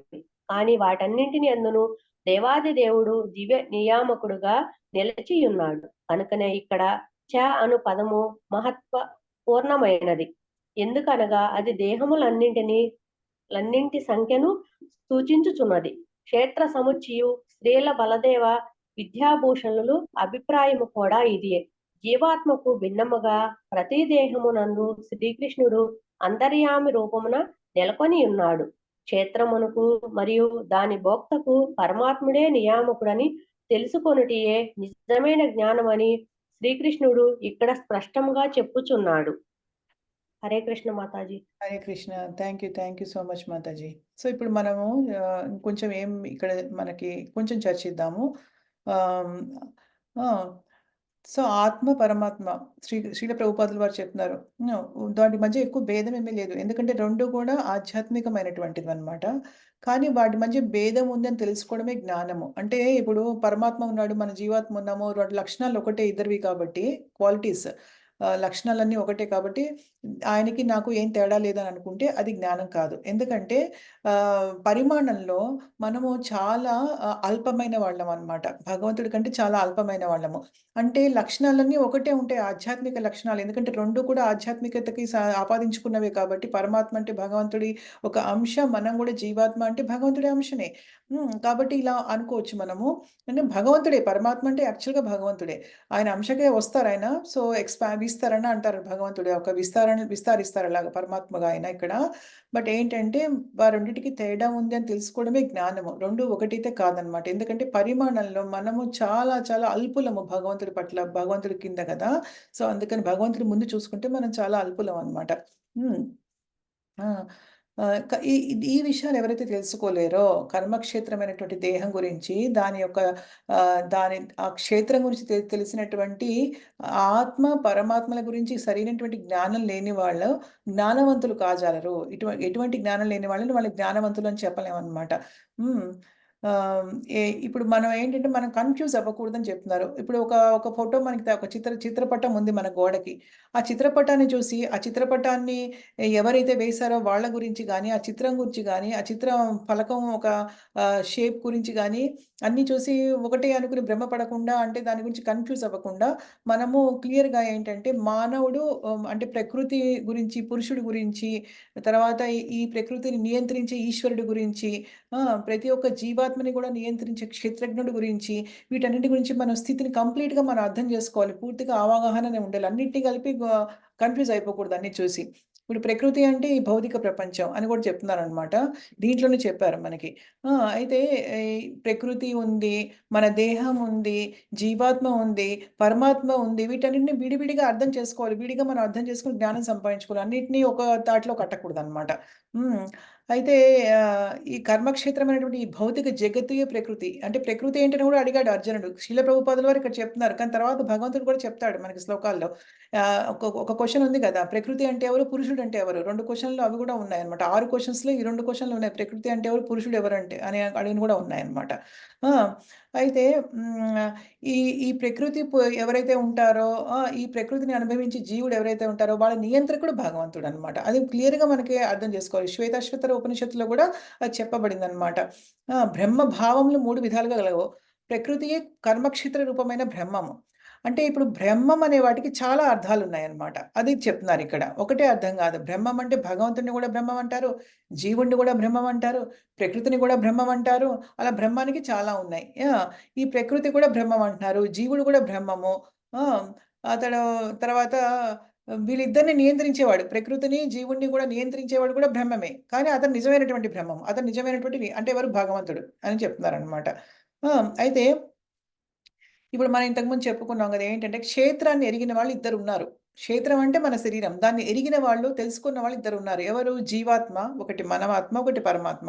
దీనిలో జీవాత్మ చ్యుతుడంటారు. చ్యుతుడంటే ఏంటంటే ఈ జీవాత్మకి ఏ ఏముందంటే టెండెన్సీ ఏముందంటే అది పడిపోయే టెండెన్సీ ఉంది. కనుకనే మనం ఇక్కడ పడిపోయాం ఇక్కడికి. ఆధ్యాత్మిక ప్రపంచం నుంచి మనం ఇక్కడికొచ్చేసాం గదా! సో, మనకి అక్షర అంటారు. అంటే ఏంటంటే మనం పడిపోయే ఒక లక్షణాలు మనకున్నాయి. కానీ అచ్యుతుడు అంటే భగవంతుడు ఎప్పటికీ ఆయనకి అసలు అలా ఇది లేదనమాట. స్థిరంగా ఉంటాడు. ఆయన ఎప్పుడు గూడా అలా పడిపోయే టెండెన్సీ ఆయనకి లేదనమాట. ఒకరు దివ్యుడు అంటే భగవంతుడు దివ్యుడు. మరొకడు పరతంత్రుడనమాట. అంటే మనం భగవంతుడి మీద ఆధ్యాత్మిక ఆత్మలమైనా కూడా మనం ఆ భగవంతుడి మీద ఆధారపడి ఉన్నాం నిజం జెప్పాలంటే. ఆ! ఈ కాపోతే వీళ్ళిద్దరిని ఎవరైతే ఒక్కళ్ళే వీళ్ళిద్దరు అనుకున్న వాళ్ళు వాళ్ళు భగవంతుడి యొక్క వాక్కులని నిరాకరించిన వాళ్ళవుతారు. అది కరెక్ట్ కాదు అని జెప్తున్నారనమాట. హ్మ్. హ్మ్. అనేక రకాల దేహాలున్నాయి. రకాల దేహ ఉన్నాయని జెప్తున్నారనమాట. ఇప్పుడు మానవులే కాదు గదా! రకరకాల జీవులున్నారు గదా! రకరకాల యోనిల్లో ఉన్నారు. రకరకాల జాతుల్లో ఉన్నారు అందరూ గూడా. మన ప్రపంచం అంతా నిండి ఉంది. ఎన్నో జీవరాశులున్నాయి గదా! సో, అన్నిటికి కూడా ఇక్కడ భగవంతుడే నియామకుడు అన్నమాట. ఆయన ప్రతి ఒక్క జీవుల శరీరంలో ఉన్నాడు. అందుకని ఇక్కడ చ అనే పదం కూడా మనకి శ్లోకంలో చెప్పారు అని చెప్తున్నారు. చ అంటే ఏంటంటే పుంలింగంకి వస్తుందన్నమాట. అది భగవంతుడు అన్ని శరీరాల్లో ఉన్నాడని చెప్పడం అన్నమాట. అది క్షేత్ర సముచ్చయ అంటే ప్రతి చోట ఉన్నారన్నమాట. ఒక దానిలో లేరన్నమాట. బలదేవ్ విద్యాభూషణ్‌లో కూడా అదే చెప్పారని శ్రీల ప్రభుపాదులు నొక్కి వక్కాణిస్తున్నారు. ఎందుకంటే మన పూర్వపు ఆచార్యుల ఒక విశ్లేషణని కూడా శ్రీల ప్రభుపాదుల వారు మనకి ఘంటాపదంగా చెప్పడానికి అది కూడా తీసుకున్నారనమాట. అన్నిటికి కూడా క్షేత్రమునకు మళ్ళీ దాని యొక్క భోక్తకు కూడా పరమాత్మే అల్టిమేట్‌గా చిట్ట చివరి నియామకుడు అని తెలుసుకోవడమే పరిపూర్ణమైనటువంటి జ్ఞానము అని శ్రీకృష్ణ భగవానుడు ఈ శ్లోకంలో మనకి నొక్కి వక్కాణిస్తున్నారనమాట. ఓకే. ఇప్పుడు 4వ దానికెళ్దాము. అయితే ఇప్పుడు 4వ దానిలో ఏం చెప్తున్నారంటే చూద్దాం ఏం చెప్తున్నారు. తక్షేత్రం యశ్చ యాదృశ్చ యద్వికారి యతశ్చ యాత్ సచయో యత్ప్రభావశ్చ తత్సమాసేన మే శృణు. ఇప్పుడు ఈ క్షేత్రమును అది నిర్మించబడినటువంటి విధానాన్ని అంటే మన శరీరం క్షేత్రం అంటే శరీరం అని చెప్పారు కదా! అది ఏ విధంగా నిర్మిస్తున్నారు? దాని అందలి ఏ విధంగా మార్పులు జరుగుతున్నాయి? ఎందుకు జరుగుతున్నాయి? దేని నుంచి అసలు ఈ దేహం వచ్చింది? అంటే కర్మ నుంచి వచ్చింది యాక్చువల్‌గా నిజం చెప్పాలంటే. ఈ శరీరం ఎక్కడి నుంచి వస్తుంది మనకి? అంటే తల్లిదండ్రులు జన్మ ఇస్తారు. కానీ యాక్చువల్‌గా మనకి కర్మ ఉంటేనే వాళ్ళు జన్మ ఇస్తారు. సో, అది కర్మ ద్వారా వస్తుంది ఇదంతా. తర్వాత ఏంటి క్షేత్రజ్ఞుడు ఎవరు? మళ్ళీయు అతని ప్రభావాలను గూర్చినటువంటి క్షేత్రజ్ఞుడు ఎవడు? మరియు అతని ప్రభావాల గూర్చిన సంక్షిప్త వర్ణనను ఆలకింపుము అని చెప్తున్నారు. సో, భగవంతుడు ఇప్పుడు నీకు అన్నీ చెప్తాను నేను అని చెప్తున్నారనమాట. సో, ఇప్పుడు లక్ష్మీ మాతాజీ మాధవి మాతాజీ. హరే కృష్ణ మాతాజీ. హరే కృష్ణ. చదవండి. చిన్నగానే ఉంది. చదివేసేయండి మాతాజీది. ఓకే. తత్క్షేత్రం యశ్చ యాదృశ్చ యద్వికారి యతశ్చ యత్ సచయో యత్ ప్రభావాశ్చ తత్సమాసేన మే శృణు. అనువాదం. ఇప్పుడు ఈ క్షేత్రమును అది నిర్మింపబడిన విధానమును దాని అందలి మార్పులను దేని నుండి అది ఉద్భవించినదనే విషయమును క్షేత్రజ్ఞుడెవడు మరియు అతని ప్రభావముల గూర్చిన సంక్షిప్త వర్ణనను ఆలకింపు. భాష్యం. భగవానుడు కర్మక్షేత్రమును కర్మక్షేత్రపు జ్ఞాత అయిన క్షేత్రజ్ఞుని వారి సహజ స్థితులను గూర్చి ఇక్కడ వర్ణించుచున్నాడు. ఈ దేహము ఎట్లు నిర్మింపబడుచున్నది, ఏ మూలకములచే ఇది ఏర్పడుచున్నది, ఎవరి ఆధీనమున ఈ దేహము పనిచేయుచున్నది, దీని అందలి మార్పులు ఎట్లు కలుగుచున్నవి, ఈ మార్పులు ఎక్కడ నుండి కలుగుచున్నవి, అట్టి మార్పులకు కారణములేవి, జీవాత్మకు చర్మ గమ్యమేది, ఆత్మ యొక్క నిజమైన రూపమేది అను విషయములను ప్రతి ఒక్కరూ ఎరగవలసి ఉన్నది. అట్లే జీవాత్మకు పరమాత్మకు నడుమగల భేదమును వాటి వివిధములైన ప్రభావములు శక్తుల వంటి వాణిని కూడా మానవుడు ఎరగవలసి ఉన్నది. ఎవరైనను దేవాది దేవుడు స్వయంగా ఉపదేశించిన వర్ణనముల నుండి ఈ భగవద్గీతను అవగాహన చేసుకునినచో సర్వము స్పష్టము కాగలదు. కానీ దేహములన్నిటి యందు దేవాది దేవుడు జీవాత్మతో సమానుడని ఎవరునూ భావింపరాదు. అట్టి భావన కొంతవరకు శక్తిమంతుడైన వాణిని శక్తిహీనుడితో సమానము చేయుటే కాగలదు. Hare Krishna Mataji. Hare Krishna. Thank you Mataji. Thank you so much.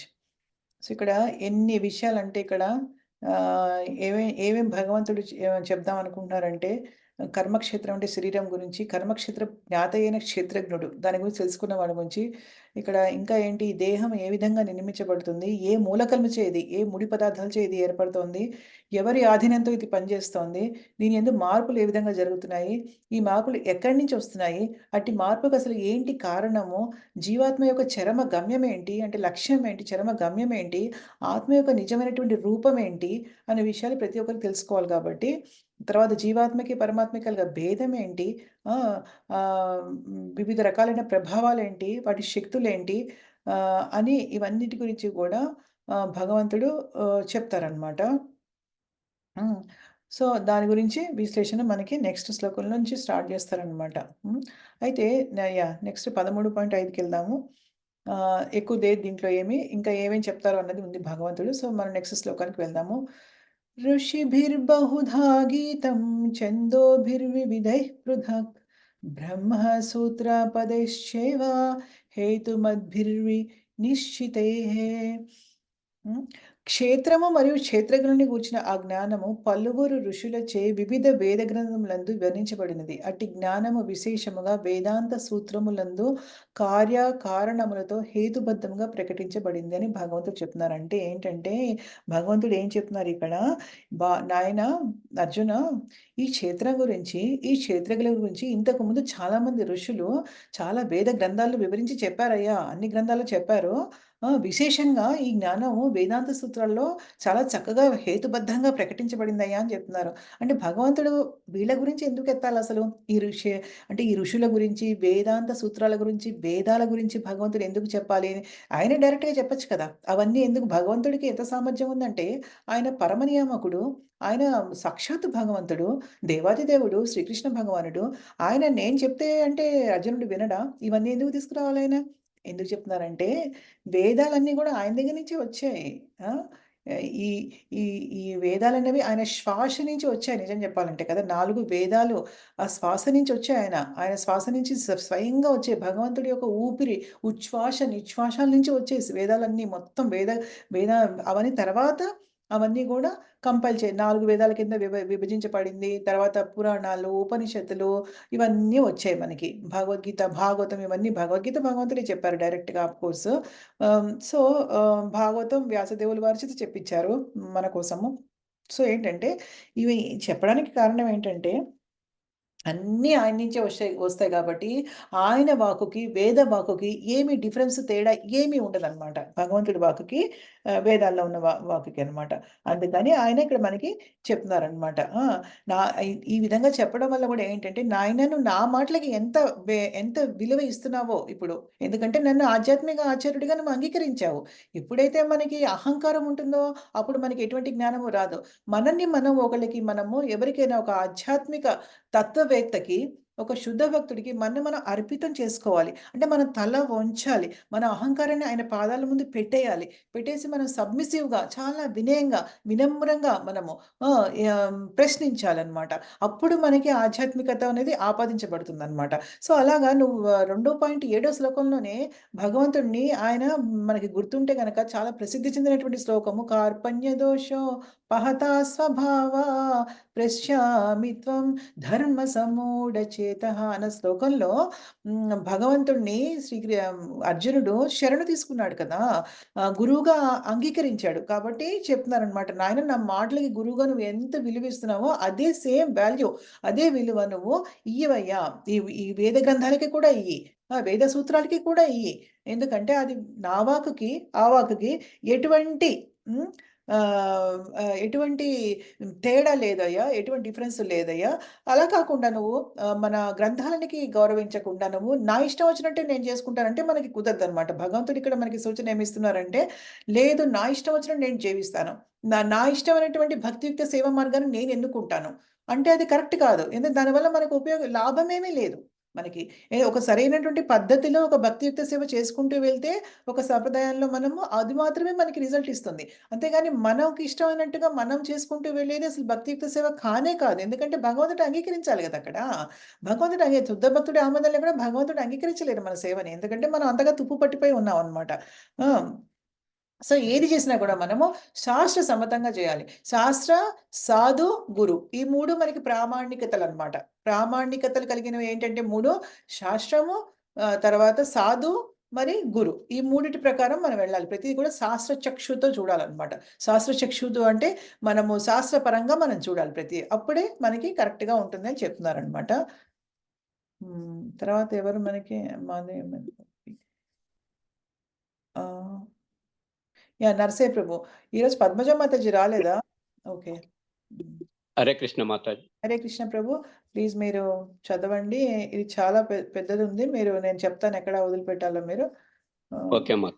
బహుశా మీరు ఇంతవరకు చదవండి ప్రభుజీ. సరేనా? ఓకే మాత. చదవండి ప్రభుజీ. ఋషిభిర్వి హుదాగీతం ఛందోభిర్వి విధై పృథక్ బ్రహ్మసూత్ర పదైశ్చైవ హేతుమద్భిర్వి నిశ్చితై. అనువాదము. క్షేత్రము మరియు క్షేత్రజ్ఞుల గూర్చిన ఈ జ్ఞానము పలువురు ఋషులచే వివిధ వేద గ్రంథములందు వర్ణింపబడినది. అట్టి జ్ఞానము విశేషముగా వేదాంత సూత్రములందు కార్యకారణములతో హేతుబద్ధంగా ప్రకటించబడినది. భాష్యము: వాస్తవమునకు ఈ క్షేత్ర శేషజ్ఞ జ్ఞానమును విశీర్ణీకరించుటలో దేవాదేవుడైన శ్రీకృష్ణుడే అత్యున్నత ప్రమాణాధికారి. అయినను విద్వాంసులు మరియు ప్రామాణాధికారుల పూర్వపు ప్రామాణిక గ్రంథముల నుండి ఎల్లప్పుడూ నిదర్శనలను చూపుచుందురు. ప్రామాణిక గ్రంథములుగా అంగీకరించబడిన వేదాంత సూత్రములను నిదర్శనంగా చూపుచు ఇక్కడ శ్రీకృష్ణుడు ఆత్మ పరమాత్మల యొక్క ద్వైతములకు సంబంధించిన మిక్కిలి వివాదాస్పదమైన విషయమును వివరించుచున్నాడు. కనుకనే తొలుత అతడు ఇది పలువురు ఋషుల అభిప్రాయములను అనుసరించి ఉన్నది అని చెప్పుచున్నాడు. అట్టి ఋషులలో వేదాంత సూత్రకర్త అయిన వ్యాసదేవుడు ఒక గొప్ప ఋషి. వేదాంత సూత్రములందు ద్వైతత్వము పూర్తిగా వ్యక్తం చేయబడినది. వ్యాసదేవుని తండ్రి అయిన పరశురాముని కూడా గొప్ప ఋషియే. అతడు తన విష్ణు పురాణము 2:13-69-71 నందు అహం త్వం చ తదాన్యే అని రచించుచుండెను. అనగా నీవును నేనును పలువురును ఇతర జీవులందరూ భౌతిక దేహముల యందున్నను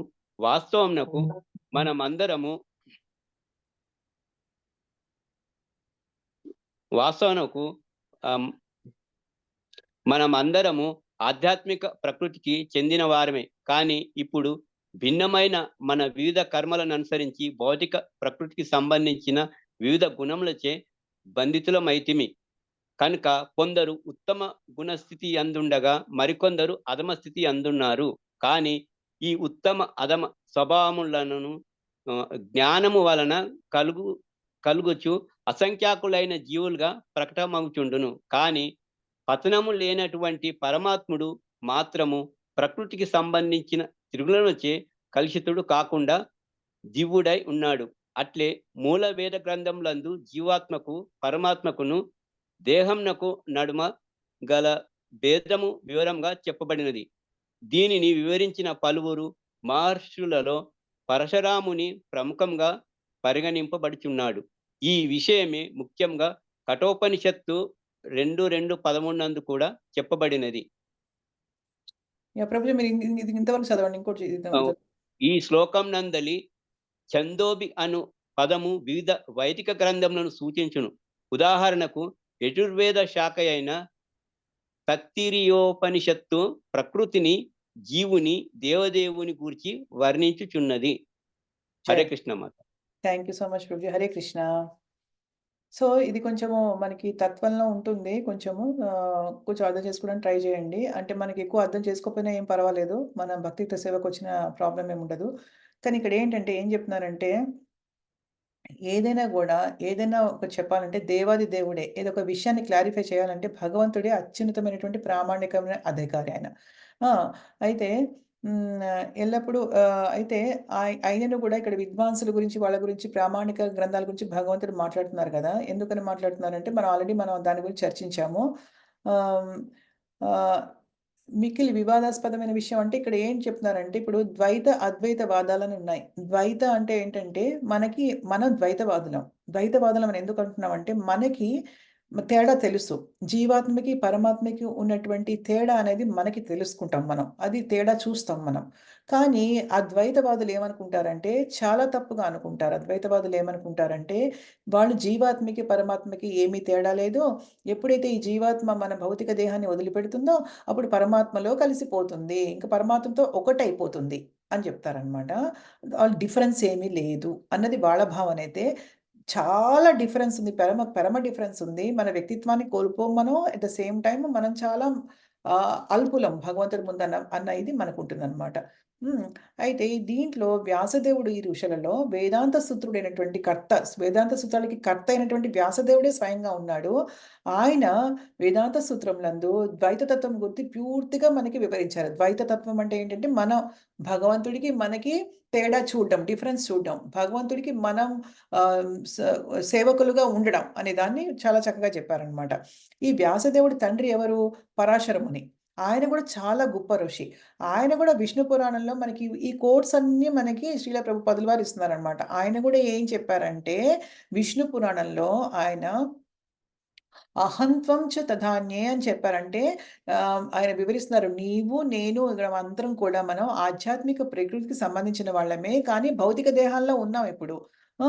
మనము ఇప్పుడు భిన్నమైన మన వివిధ కర్మలను అనుసరించి మనం భౌతిక ప్రకృతికి సంబంధించి వివిధ రకాలుగా, వివిధ గుణాలతో బంధితులయ్యాం. మనకు తెలిసే విషయాలన్నీ కదా! మన ఇక్కడ 3 గుణాలతో మనం బద్ధ జీవులు అంటారు మనల్ని. 3 గుణాలేంటి మనకి? రాజసిక, మానసిక, తామస గుణాలనమాట. ఆ! సత్వగుణము, రాజసిక గుణము, తామసిక గుణము. ఈ 3 గుణాలతోటి మనము చాలా బంధించబడి ఉన్నాం కదా! సో, ఇవన్నీ గూడా మన వీటిని మించి మనం వెళ్ళాలి. కానీ ఎటువంటి పతనం దానివల్ల మనం పతనం అవుతున్నాం యాక్చువల్‌గా గుణాల వల్ల. కానీ ఎటువంటి పతనము లేనటువంటి పరమాత్ముడు మాత్రము ప్రకృతికి సంబంధించినటువంటి ఈ త్రిగుణాల ద్వారా ఆయన ప్రభావితుడు కాకుండా ఉండి దివ్యుడై ఉన్నాడు. కాబట్టి ఇది పెద్ద డిఫరెన్స్ మనకి, ఆయనకి.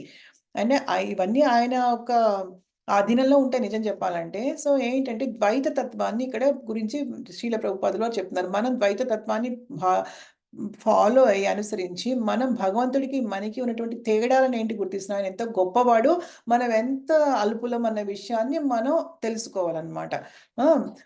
అందుకనే ఈ వేద గ్రంథాల్లో జీవాత్మకి, పరమాత్మకి, దేహంకి నడుమ గల భేదం చక్కగా వివరించబడింది అని పరాశర ముని, వీటిని వివరించిన వాటిలో పరాశర ముని చాలా చాలా ప్రఖ్యాతి చెందినటువంటి ముని. కఠోపనిషత్తులో కూడా ఇది చాలా చక్కగా వివరించబడింది. తర్వాత ఈ చందోబి అనే ఒక పదం ఈరోజు మన శ్లోకంలో మనకి ఉపయోగించారు కదా! ఇది ఇక్కడ చందోబి అని చెప్పేసి, ఇది వివిధ వేదాల్ని సూచిస్తుంది అని చెప్తున్నారనమాట. అలాగే యజుర్వేదం ఉంది. దాంట్లో ఒక శాఖ తైత్రీయ ఉపనిషత్తు. దాంట్లో కూడా ప్రకృతి గురించి, జీవుని గురించి, దేవాది దేవుని గురించి వర్ణిస్తున్నారు అని చెప్తున్నారనమాట. ఇక్కడ కోట్స్ తీసుకొస్తున్నారు ఇవన్నీ. సరే, ఇప్పుడు ఏంటంటే ఈ పారాగ్రాఫ్‌లో దీంట్లో ఏం చెప్తారంటే, మనకి ఇంతకుముందు మీకు కొంచెం కన్‌ఫ్యూజ్ అవుతారు. ఇది కొంచెం ఇదిగా ఉంటుంది. అందుకని నేను ముందరే చెప్తున్నాను. ఇది మనకి కంప్లీట్‌గా అర్థం కాకపోయినా ఏం పర్వాలేదిది. ఓకే. ఇది తైత్రీయ ఉపనిషత్తులో ఏదైతే చెప్పారో అది చెప్తున్నారు మనకిక్కడ. ఇంతకుముందు మనకి తెలుసుకుందేంటంటే, మనము భగవంతుడిని 3 విధాలుగా మనము గ్రహించవచ్చు. ఒకటి బ్రహ్మంలాగా, అంటే భగవంతుడి యొక్క కాంతి ద్వారా మనం భగవంతుడిని గుర్తించొచ్చు. తర్వాతేమో పరమాత్మ రూపంలో మనం గ్రహించొచ్చు భగవంతుడిని. తర్వాత సాక్షాత్ భగవంతుడు రూపంలో మనం భగవంతుడిని గుర్తించొచ్చు కదా! ఇప్పుడు ఈ పారాగ్రాఫ్‌లో ఏమిచ్చారంటే 5 స్టేజెస్, 5 స్టెప్స్, 5 స్టేజెస్‌లో మనకి 5 స్టేజెస్‌లో బ్రహ్మంని ఎలా, బ్రహ్మజ్యోతి అంటే భగవంతుడి యొక్క బ్రహ్మన్ గ్రహింపు ఎలా ఉంటుంది? బ్రహ్మన్ గ్రహింపు గురించి చెప్పారనమాట దీంట్లో. అంటే అన్నిటికంటే లోయెస్ట్, అన్నిటికంటే తక్కువ గ్రహింపు భగవంతుడి గురించి అనేది బ్రహ్మన్. దాంట్లో 5 స్థితులు ఎలా ఉంటాయి అన్నది దీంట్లో చెప్పారు. మనం కొంచెంగా చర్చిద్దాం దాన్ని. ఎక్కువ డీప్‌గా మనం వెళ్ళక్కర్లేదు. సో, ఇప్పుడు పద్మజ మాతాజీ రాలేదు. సో, మనకి ప్రభావతి మాతాజీ మీరు చదువుతారా? హరే కృష్ణ మాతాజీ. హరే కృష్ణ. మీరేం చేస్తారంటే అసలు శ్లోకము, అనువాదం చదివి ఈ భాష్యం చదివేసేయండి. సరేనా? ఓకే మాతాజీ. ఋషిభిర్భి హుదాగీతం ఛందోభిర్వివిధై పృథ్విక్ బ్రహ్మసూత్ర పదైశ్చైవ హేతుమద్భిర్వినిశ్చితైః. అనువాదము: క్షేత్రము మరియు క్షేత్రజ్ఞులను గూర్చిన ఆ జ్ఞానమును పలువురు ఋషులచే వివిధ వేద గ్రంథములందు వివరింపబడినది. అట్టి జ్ఞానము విశేషముగా వేదాంత సూత్రములందు కారణములతో హేతుబద్ధముగా ప్రకటించబడినది. సో, భగవంతుడు ఏం చెప్తున్నాడో అలా చెప్తున్నారనమాట. ఇంతకు ముందు కూడా ఉందయ్యా అని ఆయన చెప్పక్కర్లేదు అలాగా, కానీ చెప్తున్నారు. సో, ఇప్పుడు ఇది ఇక్కడి నుంచి చదవండి మాతాజీ. ఇక్కడి నుంచి ఇదివరకే చెప్పబడినట్లు దేహము కర్మక్షేత్రము. దీనిలో ఆత్మ మరియు పరమాత్మ అని ఇరువురు క్షేత్రజ్ఞులు కలరు. ఈ అంశము తైత్తిరీయోపనిషత్తు నందు బ్రహ్మపుచ్చం ప్రతిష్ఠాయని చెప్పబడినది. అన్నమయ్య జీవనము కొరకే ఆహారముపై ఆధారపడుట అనబడు దేవాది దేవుని శక్తి యొక్క వ్యక్తీకరణ ఒకటి కలదు. వాస్తవమునకు ఇది దేవాది దేవుని గూర్చిన భౌతిక అనుభూతి. ప్రాణాయామ ముందు పరతత్వములను ఆహార పదార్థమునందు అనుభూతి వనర్చుకొనిన పిమ్మట మానవుడు దానిని జీవలక్షణములతో ఎక్కడ పోయింది మాతాజీ? పర్లేదు, అయ్యో ఒక్క నిమిషం మాతాజీ. No problem. ఇక్కడ జీవలక్షణం జీవ రూపములు జీవ లక్షణములతో లేక జీవ రూపములతో అనుభూతి చెందవచ్చును. జ్ఞానమయ మందు పరతత్వం అనుభూతి అనున్నది జీవ లక్షణములను దాటి ఆలోచన, అనుభూతి, కోరిక అను వాటి వరకును వ్యాపించును. తరువాత విజ్ఞానమయ అనబడు బ్రహ్మానుభూతి ఉండును. ఇందులో జీవుని నిజతత్వము అతని మనస్సు మరియు జీవ లక్షణములకు భిన్నముగా నుండును. ఆ తరువాతదే దివ్యానంద స్వభావపు అనుభూతి అయిన ఆనందమయ అను అత్యున్నత స్థితి. ఈ విధముగా బ్రహ్మానుభూతికి 5 దశలు గలవు. వీటినన్నింటికి కలిపి బ్రహ్మపుచ్చం అనబడును. ఈ 5 అన్నమయ, ప్రాణమయ, జ్ఞానమయములను మొదటి 3 స్థితులు జీవుల కర్మక్షేత్రములతో కూడి ఉన్నవి. ఈ జీవుల కర్మక్షేత్రములన్నింటికి అతీతముగా ఆనందమయుడు అని పిలువబడు పరమ పురుషుడుండును. వేదాంత సూత్రము కూడా పరమ పురుషుని వర్ణించును. ఆనందమయోభ్యాస్యాత్ అనగా దేవాది దేవుడు స్వభావముచే ఆనందమయుడై ఉండునని వర్ణించును. దివ్యానందము అనుభవించుటకే అతడు విజ్ఞానమయ, ప్రాణమయ, జ్ఞానమయ మరియు అన్నమయ కోశముల లోనికి విస్తరించును. కర్మక్షేత్రంలో జీవి భోక్తగా పరిగణింపబడును. ఆనందమయుడు అయిన భగవానుడు అతనికి భిన్నుడు. అనగా జీవుడు ఒంటరిగా కాకుండా ఆనందమయుడైన భగవానుడితో కలిసి భోక్తయగుటకు నిశ్చయించుకొనినచో అతడు పరిపూర్ణుడగును. పరమక్షేత్రజ్ఞునిగా భగవానుని తత్వము, పరతంత్ర క్షేత్రజ్ఞునిగా జీవుని తత్వము. కర్మక్షేత్రపు స్వభావముల యథార్థ చిత్తరువు ఇదియే. ఈ సత్యమునకై మానవుడు బ్రహ్మసూత్రములందు వేదాంత సూత్రములు అన్వేషింపవలెను. బ్రహ్మసూత్రములందలి ధర్మములు కార్యకారణములను అనుసరించి చక్కగా ఏర్పరచబడినవి. ఈ శ్లోకమున చెప్పబడుచున్నది. నా యదశ్రుతే నాత్మాం శృతే పరాత్ తత్శ్రుతే అనునని. ఒక్క నిమిషం మాతది. అనునని బ్రహ్మసూత్రములలోని కొన్ని సూత్రములు. వీటిలో మొదటి సూత్రము కర్మక్షేత్రము, 2వ సూత్రము జీవుని, 3వ సూత్రము వివిధ జీవరాశులలోని పరమార్థమైన పరమ పురుషుని సూచించును. జై. Thank you. Hare Krishna Mataji. Hare Krishna. Thank you Mataji. Thank you so much. ఇప్పుడు తైత్రీయ ఉపనిషత్తులో 5 దశల గురించి మనకి ఇక్కడ వివరిస్తున్నారు. 5 దశల్లో 5 దశలలో బ్రహ్మానుభూతి ఏ విధంగా జరుగుతుంది. ఈ బ్రహ్మానుభూతి కాకపోతే మన ఉత్తమ లక్ష్యం కాదు, అత్యుత్తమమైనటువంటి లక్ష్యం కాదు. మనము అంటే మన చిట్ట చివరి లక్ష్యం బ్రహ్మానుభూతి కాదు. మన చిట్ట చివరి లక్ష్యం ఏంటంటే భగవంతుడిని గ్రహించడం అనమాట. కానీ దీంట్లో ఏం చెప్తున్నారంటే దీన్ని ఏమంటారంటే ఈ మొత్తం టోటల్ ఈ ప్రాసెస్ని ఏమంటారంటే బ్రహ్మపుచ్చం ప్రతిష్ట అంటారనమాట. ఇది తైత్రీయ ఉపనిషత్తులో చెప్పబడింది. దాన్ని జస్ట్ కోట్ చేస్తున్నారు ఇక్కడ శ్రీప్రభు. అది ఎలా స్టార్ట్ అవుతుంది? అన్నిటికంటే తక్కువ లెవెల్, ఫస్ట్ లెవెల్ ఏంటంటే అన్నమయ అంటారు దాన్ని. అంటే ఏంటంటే జీవనం కొరకే, జీవనం కొరకు ఆహారంపై ఆధారపడట. అంటే దేవాది దేవుడి యొక్క శక్తి, అన్నం పరబ్రహ్మ స్వరూపం అంటారు చూడండి, అలాగా అన్నంలో భగవంతుని చూడడం అని అనుకుంటున్నాను. దీని గురించి ఇంకా నాకు డీటెయిల్డ్గా నేను కొన్ని క్వశ్చన్లు అడగాలి. నాకు అవకాశం ఉన్నప్పుడు అడుగుతాను, మా గురుదేవుల్ని కానీ లేకపోతే వేరే సీనియర్ డివోటీస్ని కానీ ఏంటంటే ఇది అన్నమయ అంటారు. దీని గురించి మనం ఎక్కువ డీప్గా అర్థం చేసుకోవాల్సిన అవసరం లేదు, కానీ మీకు కొంచెం క్లుప్తంగా చెప్తున్నాను. ఏంటంటే ఫస్ట్ లెవెల్ ఏంటంటే అన్నమయ అంటే ఏంటి? దేవాది దేవుని యొక్క శక్తి యొక్క వ్యక్తీకరణ మొదటి దశ అనమాట ఇది. ఓకేనా? ఈ విధంగా అర్థం చేసుకోవడం అన్నమాట వాళ్ళని. ఇది దేవాది దేవుని గురించిన భౌతిక అనుభూతి. అంటే భౌతికంగా కదా అన్నంలో భగవంతుడిని అర్థం చేసుకోవడం అంటే అన్నం రూపంలో భౌతిక అనుభూతి అది.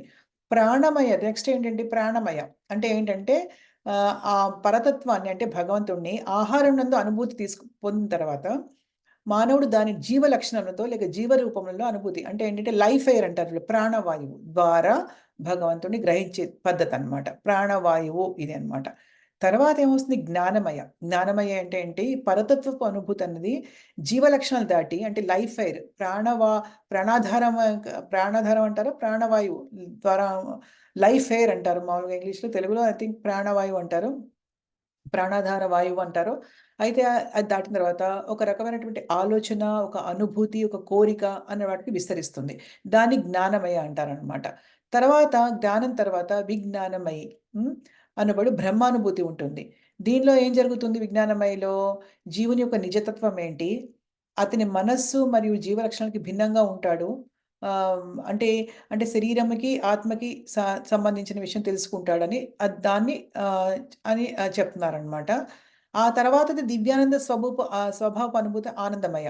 ఆనందమయ అనేది ఫైనల్ స్టేజ్. 5 స్టేజ్‌ల్లో ఆనందమయం జరిగినప్పుడు ఏమవుతుంది? అద్భుతమైనటువంటి బ్రహ్మ సుఖం అనుభవిస్తారనమాట.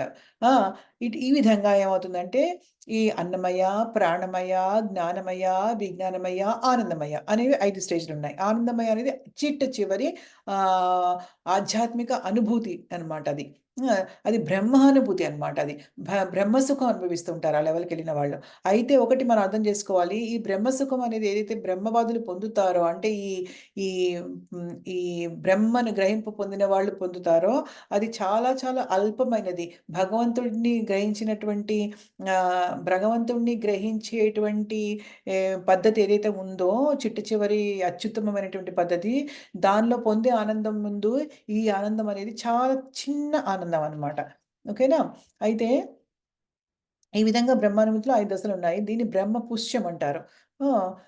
అయితే ఫస్ట్ 3 లెవెల్స్ ఏవైతే ఉన్నాయో అన్నమయ, ప్రాణమయ, జ్ఞానమయ అవన్నీ భౌతిక లెవెల్‌లో ఉన్నాయి అని చెప్తున్నారు. అంటే 3 స్థితులు కర్మక్షేత్రంతో కూడి ఉన్నాయి అవన్నీ. జీవుల కర్మక్షేత్రంతో కూడి ఉన్నాయి. ఏం అయితే ఇవి యాహ్! ఆ! సో, ఈ 3 మనకి అంటే ఈ భౌతిక లెవెల్‌లో శరీరం ప్రకారం ఆ లెవెల్‌లో వరకే ఉంటాయి. శారీరకమైన లెవెల్ వరకే ఉంటాయి. కానీ దాన్ని మించిన తర్వాత అప్పుడు దివ్యమైన లెవెల్‌కెళ్తాయన్నమాట. అంటే భగవంతుడిని అర్థం చేసుకోవడం అన్నమాట. వేదాంత సూత్రంలో కూడా పరమ పురుషుడిని ఈ ఆనందమయుడు అయితే అయితే ఇప్పుడు మనం ఎప్పుడైతే మనకి ఈ బ్రహ్మ సుఖాన్ని మనం పొందుతామో, చివరగా మనం దాన్ని సాధిస్తామో, అప్పుడు నిజంగా మనం అందరం చాలా ఆనందమయంగా అవుతాం. ఎందుకంటే వేదాంత పురుషుడు ఎవరైతే ఉంటారో భగవంతుడు ఆనందమయుడు. ఆయన గురించి ఏం చెప్పారంటే ఆనందమయోభ్యాసాత్ అంటారు. అంటే ఎప్పుడు కూడా ఆనందంగా ఉంటారు. దేవాది దేవుడు తన స్వభావము ఎలాంటిదంటే ఆనందభరితంగా ఉండడం అన్నమాట. దివ్యానందాన్ని అనుభవిస్తూ ఉంటాడన్నమాట. ఆ! సో, దాని గురించి చెప్పారు. హ్మ్. కర్మక్షేత్రంలో జీవి భోక్తగా ఉంటాడనమాట. అంటే మనము కర్మక్షేత్రం అంటే మన దేహం పరంగా మనం ఆలోచిస్తున్నప్పుడు మనమే భోక్త అనుకుంటూ ఉంటాం. కానీ ఎప్పుడైతే మన భోక్త భగవంతుడని చెప్పేసి మనం అర్థం చేసుకొని, మనము భగవంతుడితో కలిసి భోక్తగా మనం అనుభవించినప్పుడు ఆనందాన్ని, అది పరిపూర్ణమవుతుందని చెప్తున్నారనమాట. అంటే మనమే భోక్త కాకుండా భగవంతుడిని యాడ్ చేసుకోవాలనమాట. ఆ! ఆనందమయుడైనటువంటి భగవంతుడితో కలిసి భోక్త అవ్వాలని చెప్తున్నారిక్కడ. ఈ తైత్రీయుడు ఉపనిషత్తులో చెప్పిన దాన్ని ఇక్కడ శ్రీల ప్రభుపాదుల వారు మనకి జస్ట్ కోట్ చేస్తున్నారు. అప్పుడు పరిపూర్ణత్వం వస్తుంది మనకి అని చెప్తున్నారనమాట. పరమ క్షేత్రజ్ఞుడిగా చివరికి భగవానుడిని మాత్రమే మనము భావించాలి అని చెప్తున్నారనమాట. సో, ఇది అవసరం లేదు మనకి. సో, ఇప్పుడు మనం నెక్స్ట్ 6-7 చూద్దాము ఎంతవరకు ఉంది. ఇది పెద్దదుందా? చిన్నగా ఉంది. ఇదొక్కటి మనం ఫినిష్ అప్ చేసి ఇంకా ఆఫ్ చేద్దాము. ఎందుకంటే ఈ 8-12 శ్లోకాల్లో అసలు చాలా చాలా చెప్పారనమాట. అంటే చాలా క్వాలిటీస్ మొత్తము. చాలా క్వాలిటీస్ ఉన్నాయన్నమాట. ఒక 20 అంశాలు చెప్పారు భగవంతుడు దీంట్లో. అది నెక్స్ట్ వీక్ మనం చర్చిద్దాము. ఇదొక్కటి చిన్నగా ఉంది కాబట్టి ఇది మాత్రం ఇక్కడ ఈరోజు కంప్లీట్ చేద్దాం. సరేనా? ఈ 6-7 శ్లోకాల్లో ఏం చెప్పారో చూద్దాం మనము. महाभूतान्यहङ्कारो बुद्धिरव्यक्तमेव च इन्द्रियाणि दशैकं च पञ्चेन्द्रियगोचराः इच्छाद्वेषः सुखं दुःखं सङ्घातेश्चेतना धृतिः एतत् क्षेत्रं समासेन सविकारमुदाहृतम्. సో ఇక్కడ ఏంటంటే మనకి ఇప్పుడు మనకి ఏం చెప్పారంటే ఈ 6వ శ్లోకంలో భగవంతుడు ఈ ప్రపంచం ఎలా ఏర్పడింది యాక్చువల్‌గా. దానికి కొన్ని ముడి పదార్థాలు కావాలి కదా! ప్రపంచం ఏర్పడడానికి ఇంతకుముందు కూడా మనం చెప్పుకున్నాము. ఫస్ట్ ముడి పదార్థాలు ఇచ్చింది ఈ సృష్టి కోసం భగవంతుడు. తర్వాత బ్రహ్మదేవుడు ఆ ముడి పదార్థాలతోటి మన ఆకారాలు అవన్నీ చేశాడు. అది మనం చాలా సార్లు చెప్పుకున్నాం. మీకు గుర్తుండే ఉంటుంది. సో ఇప్పుడేంటంటే ఇది ఏ విధంగా ఈ ప్రపంచం ఎలా ఏర్పడిందో దానికి కావాల్సిన ముడి పదార్థాలేంటో చెప్పారనమాట. ఇవన్నీ కూడా ముడి పదార్థాలు. ఎందుకంటే ఇప్పుడు మనకి ఒక కూర వండాలంటే మనము దానికి కావాలి కదా! చాలా పదార్థాలు కావాలి. ఒక కూర ఉంటే సరిపోతుందా? ఒక వంకాయలో, బెండకాయలో, ఆనపకాయలో, కాకరకాయలో ఉంటే సరిపోదు కదా! మనకి ఎన్నో ముడి పదార్థాలు కావాలి. ఇంతకుముందు కూడా చాలా సార్లు ఈ ఎగ్జాంపుల్ చెప్పుకున్నాం మనం. పోపు దినుసులు కావాలి, అల్లం కావాలి, పచ్చిమిరపకాయలు కావాలి, కరివేపాకు కావాలి, కొత్తిమీర కావాలి, ఒక గిన్నె కావాలి, ఒక స్టవ్ కావాలి వండడానికి ఇన్ని రకరకాలు ఉంటాయి కదా! సో అలాగా ఏంటంటే హ్మ్. మనకి ఈ ఈ భౌతిక ప్రపంచంలో గూడా ఏదైనా తయారు చేయాలంటే, ఒక ఆకారానికి దేన్నైనా తయారు చేయాలంటే దానికి ముడి పదార్థాలు కావాలి. కానీ ఒకటి మనం ఆలోచించుకుంటే ఇప్పుడు ఒక బెండకాయ కూర ఉంది. ఒక కిలో బెండకాయలు మనం చేస్తున్నాం. చేస్తుంటే ఒక కిలో ఉప్పు దానికేస్తామా? వేయం గదా! ఉప్పు కొంచెమే ఏస్తాం. అలాగే కిలో నూనె ఏస్తామా దానికి? వేయం. కొంచెమే ఏస్తాం. అలాగే పోపులు గూడా ఆవాలు, జీలకర్ర పెద్ద పెద్ద గరిటెలతో వేసేస్తామా? లేదు కదా! ఒక 2 స్పూన్లు, ఒక స్పూన్‌లో ఏస్తాము. అలాగే ఏంటంటే ఈ భౌతిక శరీరాలు చేయడానికి కూడా వేరే జీవుల యొక్క శరీరాలు చేయాలన్నా కూడా ఏంటంటే మనకి అన్ని పరిమాణాలు గూడా అన్ని పదార్థాలు కూడా సరైన పరిమాణంలో ఉండాలి. ఇప్పుడు మన భౌతిక దేహంలో మనకి చూసుకుంటే, మన భౌతిక దేహం దేనితో చేయబడింది? ఏంటి 5 ముడి పదార్థాలు ఏంటి అందరికీ తెలుసు పంచభూతాలంటారు. ఏంటవి? మనకి నీరు, నిప్పు, వాయువు, ఆకాశము అలా 5తో చేయబడింది కదా! భూమి. అయితే మన శరీరంలోట మానవ శరీరంలో మనకి ఈ 5 ముడి పదార్థాల్లో ఎక్కువ భాగం ఏంటంటే నీరు ఉంటుంది, భూమి ఉంటుందిట. ఓకేనా? వేరే జీవుల్లో కానీ కొన్ని జీవుల్లో ఆహ్, ఏంటంటే మిగతావి ఎక్కువుంటాయన్నమాట. హ్మ్. నీటి పరిమాణం, భూ పరిమాణం మనకి చాలా తక్కువగా ఉంటుందన్నమాట. అలాగే వాయువు తక్కువగా కొన్నిట్లో అలా ఉంటుందన్నమాట. కొన్నిట్లో ఏమో ఎక్కువుంటుంది. కొన్నిట్లో తక్కువుంటుంది. అలా రకరకాల పరిమాణాలతోటి కలయికలో రకరకాల శరీరాలన్నీ కూడా చేయబడతాయన్నమాట. ఓకేనా? అన్నిట్లో ఒకలా ఉండదన్నమాట. సో, దానికి కావాల్సిన ఇంగ్రీడియెంట్స్ అనేవి చెప్తున్నారు. దీంట్లో ఏమేం చెప్తున్నారు? పంచమహాభూతాలు అంటే 5 భూతాల గురించి చెప్తున్నారు. పంచమహాభూతాలు ఇప్పుడే చెప్పాను కదా నేను ఏంటి? గాలి, నీరు, నిప్పు, ఆకాశము, భూమి. ఈ 5 మొత్తం ఎన్ని 24 గురించి చెప్తున్నారిక్కడ. అంటే ఇక్కడ ఏం చెప్తున్నారు దీంట్లో? ఈ ప్రపంచం దానికి ఎన్ని ముడి పదార్థాలు కావాలి ప్రపంచం చేయడానికన్న దాంట్లో గురించి చెప్తున్నారు కదా! వీటిలో ఏమేమున్నాయి ఈ ముడి పదార్థాల్లో అనేది చెప్తున్నారు. పంచమహాభూతాలు, అది కాకుండా అహంకారము, బుద్ధి. అహంకారము, బుద్ధి. ఇది మనకి సూక్ష్మ రూపంలో ఉంటాయి యాక్చువల్‌గా. మనకి కనిపించేవి గాదు. అలాగే పంచభూతాల్లో గూడా కొన్ని సూక్ష్మ రూపాలున్నాయి కొంచెం. అన్నీ గూడా ఆహ్, ఆహ్, ఘనపద స్థూలంగా లేవు. ఎందుకంటే మనము భూమి అనేది మనం చూడలేము. నీరనేది చూడగలుగుతామేమో గానీ, బట్ అలాగే వాయువుని చూడలేము. అలాగనమాట. ఆకాశాన్ని చూడగలుగుతాము అలాగా. అహంకారము ఆహ్, స్ సూక్ష్మ రూపంలో ఉంటుంది. బుద్ధి గూడా సూక్ష్మ రూపంలో ఉంది. బుద్ధి అవ్యక్తము. అంటే వ్యక్తమయ్యేవి కొన్నుంటే, అవ్యక్తం అవి అంటే వ్యక్తం కానివి కొన్నుంటాయి. అవి దశేంద్రియాలు. దశేంద్రియాలు. ఓకే. మనస్సు తర్వాత పంచేంద్రియ విషయములు. అంటే ఇక్కడ ఏం అర్థం చేసుకోవాలంటే, ఇప్పుడు ఇంద్రియాలుంటాయి గదా మనకి. ఇంద్రియాలేంటి 5 మనకి 5 జ్ఞానేంద్రియాలు, 5 కర్మ ఇంద్రియాలుంటాయి. కర్మేంద్రియాలు, జ్ఞానేంద్రియాలు అంటారనమాట. కర్మేంద్రియాలంటే ఏంటి? మన కర్మ చేసేది. యాక్టివిటీ మనం చేసే పనులు. ఎలా అంటే మనము నోటితో తింటాము. నోటితో తింటాము. తర్వాత చేతులతో మనం పనులు చేస్తాము. కాళ్ళతోటి నడుస్తాము. తర్వాత మనకి ఆహ్, జెనిటల్స్ ఉంటాయి కదా! రెక్టమ్ అంటే మనకి ఇవాక్యుయేషన్ చేసుకుంటాం. అంటే ఏంటి విసర్జించే అవయవాలు 2 ఉన్నాయి మన శరీరంలో. వాటిని ఏమంటారు? కర్మేంద్రియాలు అంటారు. జ్ఞానేంద్రియాలంటే ఏంటి? ఆహ్, ఇప్పుడు మనకి జ్ఞానేంద్రియాలంటే మన కళ్ళు. జ్ఞానాన్ని అంటే మనకి వాటి ద్వారా జ్ఞానం వస్తుంది. అంటే మనకి తెలుస్తుంది విషయాలు. అంటే కళ్ళ ద్వారా మనం చూస్తాము. కళ్ళు ఒక జ్ఞానేంద్రియం. చెవుల ద్వారా వింటాం. అదొక జ్ఞానేంద్రియము. ముక్కు ద్వారా మనం శ్వాస తీసుకుంటాం. అదొక జ్ఞానేంద్రియము. నోటి ద్వారా మనము టేస్ట్ చూస్తాం మనము కదా!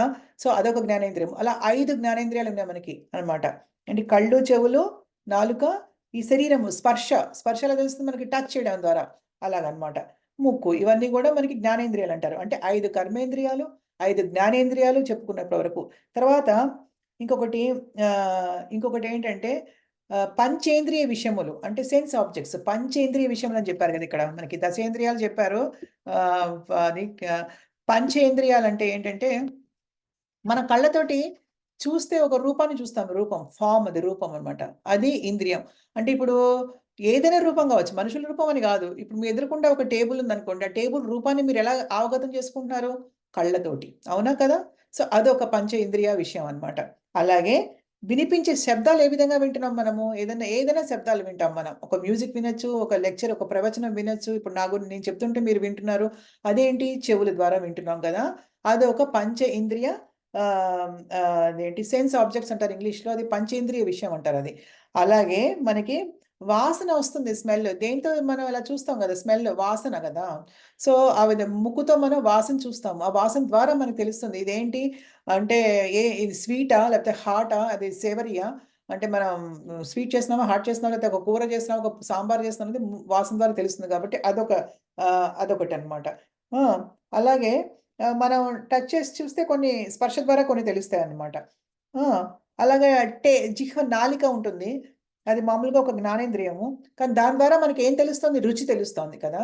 చెవుల ద్వారా శబ్దాలు తెలిస్తే, కళ్ళ ద్వారా రూపాలు తెలిస్తే, నాలుక ద్వారా రుచి తెలిస్తే, చర్మం ద్వారా మనకి స్పర్శ అనేది తెలిస్తే, తర్వాత ముక్కు ద్వారా మనకి వాసన అనేది తెలుస్తుంది కదా! వీటిని పంచ ఇంద్రియ విషయాలంటారు. సో, ఇప్పటికి ఎన్నయ్యాయి మనకి? పంచమహాభూతాలు 5, జ్ఞానేంద్రియాలు 5, 10, కర్మేంద్రియాలు అదేంటి ఇంకొక 5, 15 అని ఈ ఇంద్రియాలు అంటే ఇంద్రియ విషయాలేమో ఇంకొక 5, మొత్తానికి ఇక్కడికి 4, 5, 20 అయ్యాయి. 20 అయిన తర్వాత బుద్ధి, అహంకారము, అవ్యక్తము 23, 23 తర్వాత ఇంకా ఏమని చెప్తున్నారు? ఇక్కడ చాలా చెప్తున్నారు ఇంకా. ఇంకా ఇష్ష అంటే మన కోరికలు, ద్వేషము అంటే మనకి ద్వేషము, ఇక్కడికే మనకి 20 మించిపోయాయి. ఇంకా ఎన్నెన్నో పదార్థాలున్నాయి ఈ భౌతిక ప్రపంచంలో. ఆ! వీ వాటితో కూడా మనం ఈ ప్రపంచం వాటన్నిటితో కూడా ఈ ప్రపంచం చేయబడిందనమాట. హ్మ్. ఇప్పుడు చెప్పేవన్నీ కళ్ళకి కనిపించినవి, కళ్ళకి కనిపించినవి గూడా ఉన్నాయి ఆఫ్‌కోర్సు. కానీ ఏంటంటే, ఇప్పుడు ఈ ఇచ్ఛా, ద్వేషాలు, సుఖము, దుఃఖాలు ఇవన్నీ గూడా కళ్ళకి కనిపించేవి కాదనమాట. ఇచ్ఛ, ద్వేషము, సుఖము, దుఃఖము, సముదాయం అంటే అన్నిటిని కలిపినటువంటి అగ్రిగేట్ అంటారు. అన్నిటిని కలిపినటువంటి తెలుగులో మొత్తం అన్నిటిని కలిపిందంటారు చూడు అలాగా. చైతన్యం ఒకటి. విశ్వాసము అనమాట. ఇవన్నీ గూడా ఏంటంటే, సంగ్రహముగా కర్మక్షేత్రముగాను, దాని అంతః ప్రక్రియలుగాను భావించబడుతున్నాయి.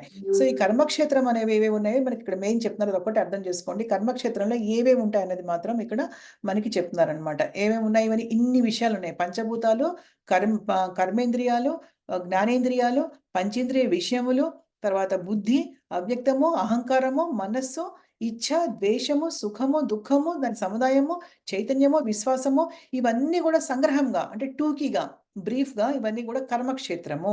అంటే ఇది మన క్షేత్రమే అవ్వక్కర్లేదు. మానవ క్షేత్రం అంటే శరీరమే కాదు. వేరే జీవులన్నిటిని గూడా అవ్వచ్చు, వేరే వస్తువులవ్వచ్చు, మొత్తం దాని అంతః ప్రక్రియలుగా అంటే లోపల జరిగే విషయాలుగా భావించబడుతోంది. లోపల ఏమేముంటాయి మనకి? ద్వేషం ఉంటుంది లోపల, ఇష్టం ఉంటుంది, కోరికలుంటాయి, సుఖాలు ఫీల్ అవుతాము, దుఃఖాలు ఫీల్ అవుతాము ఇవన్నీ ఉంటాయి కదా! చైతన్యం ఉంది లోపల ఇవన్నీ కూడా అన్నమాట.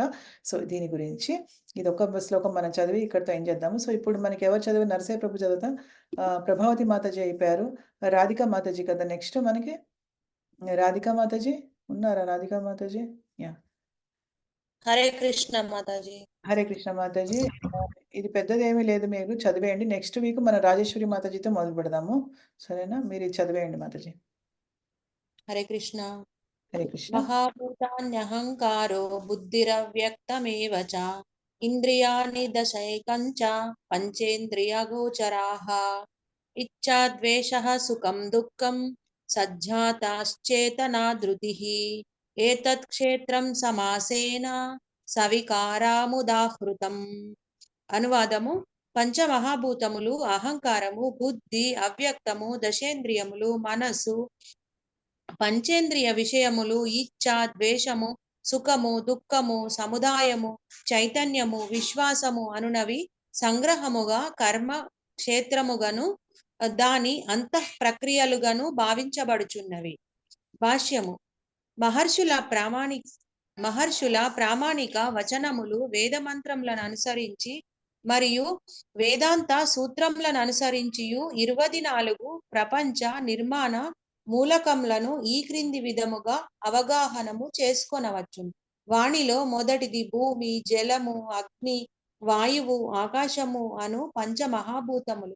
తరువాత అహంకారము, బుద్ధి, ప్రకృతి యొక్క త్రిగుణముల అవ్యక్త స్థితియు, ఆ తరువాత నాసిక, నేత్రములు, వీణులు, జిహ్వ, స్పర్శ అనడి పంచ జ్ఞానేంద్రియములు, ఆ పిదప వాక్కు, పాదములు, హస్తములు, గుదము, జననేంద్రియములనడి పంచ కర్మేంద్రియములు, అనంతరము ఆ ఇంద్రియముల పైన మనస్సు గలదు. ఈ మనస్సు అంతరమును అందుండుటయే దాని అంతరేంద్రియమని చెప్పవచ్చును. కనుక ఈ ఈ రూప రస గంధములనడి 5 మాతాజీ, ఇంద్రియములు కనుక ఈ మనస్సుతో కలిపి ఈ మనసుతో కలిపి మొత్తము 11 ఇంద్రియములు కలవు. తరువాత శబ్ద, స్పర్శ, రూప, రస, గంధములనడి 5 ఇంద్రియములు కలవు. ఈ ఇంద్రియార్థము 24 మాతాజీ, ఇంద్రియార్థములది. ఇంద్రియార్థములు కలవు. ఈ 24 అంశముల సముదాయమే కర్మక్షేత్రముగా పిలువబడుచున్నది. ఎవరైనను ఈ 24 అంశములను విశ్లేషణాత్మకముగా అధ్యయనము చేసినచో కర్మక్షేత్రము అతనికి పూర్తిగా తెలియగలదు. ఇక అంతఃప్రక్రియలైన కోరిక, ద్వేషము, సుఖము, దుఃఖము లనునవి దేహమున పంచభూతముల ప్రాతినిధ్యములు.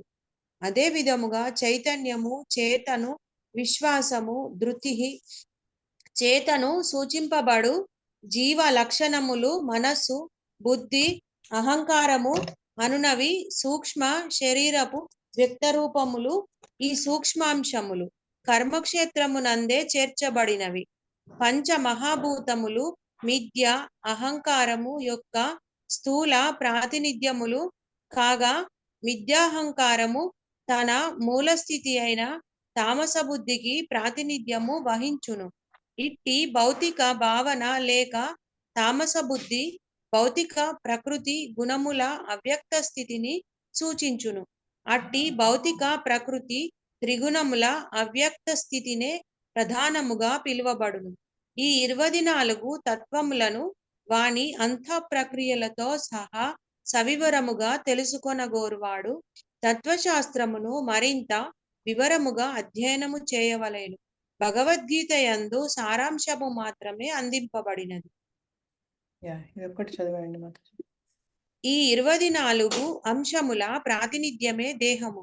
అట్టి దేహము జన్మించుట, పెరుగుట, స్థితిని కలిగియుండుట, ఇతర దేహములను సృజించుట, క్షీణించుట, చివరికి నశించుట అను 6 విధములైన మార్పులకు లోనగును.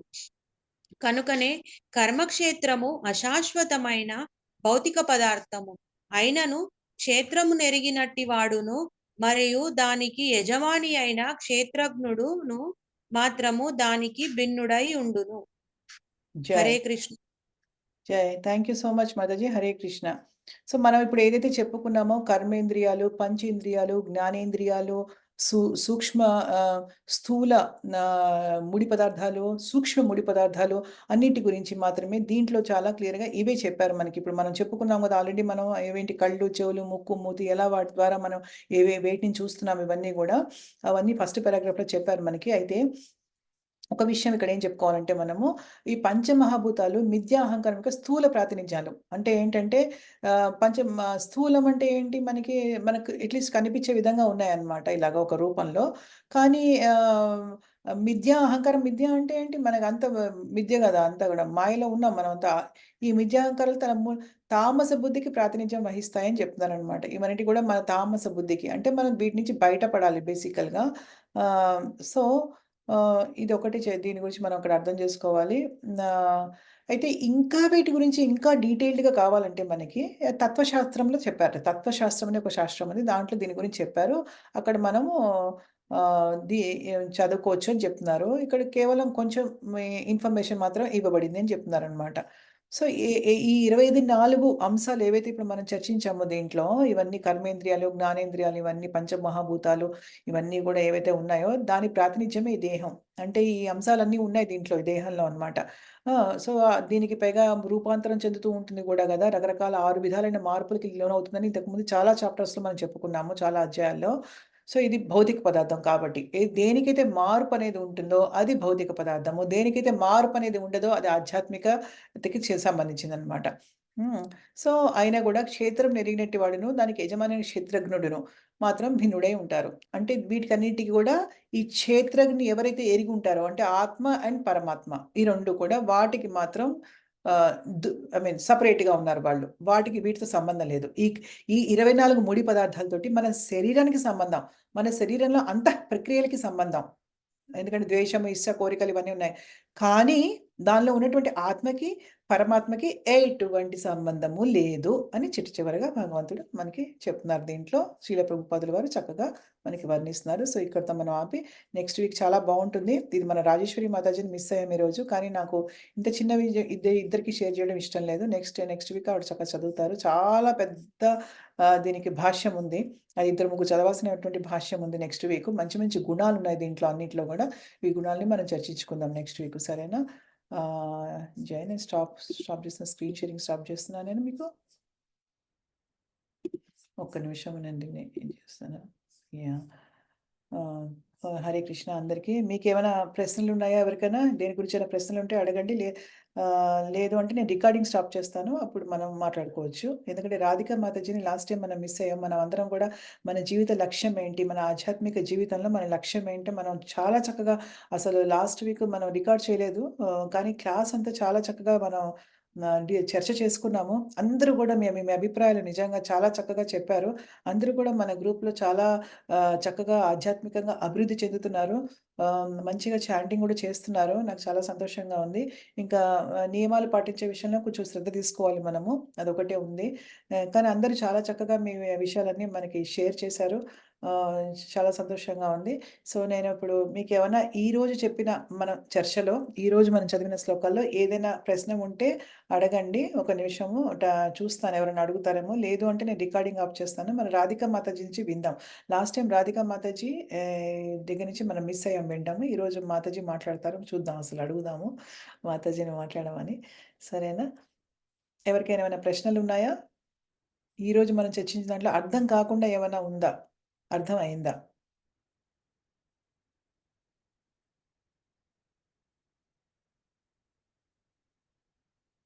ఓకే. ఎవరు మాట్లాడలే కాబట్టి నేను అర్థమైంది మాతాజీ. అర్థమైందా? ఓకే. గుడ్. అంటే హ్మ్. ఏంటో తెలిసింది మాతాజీ. హ్మ్.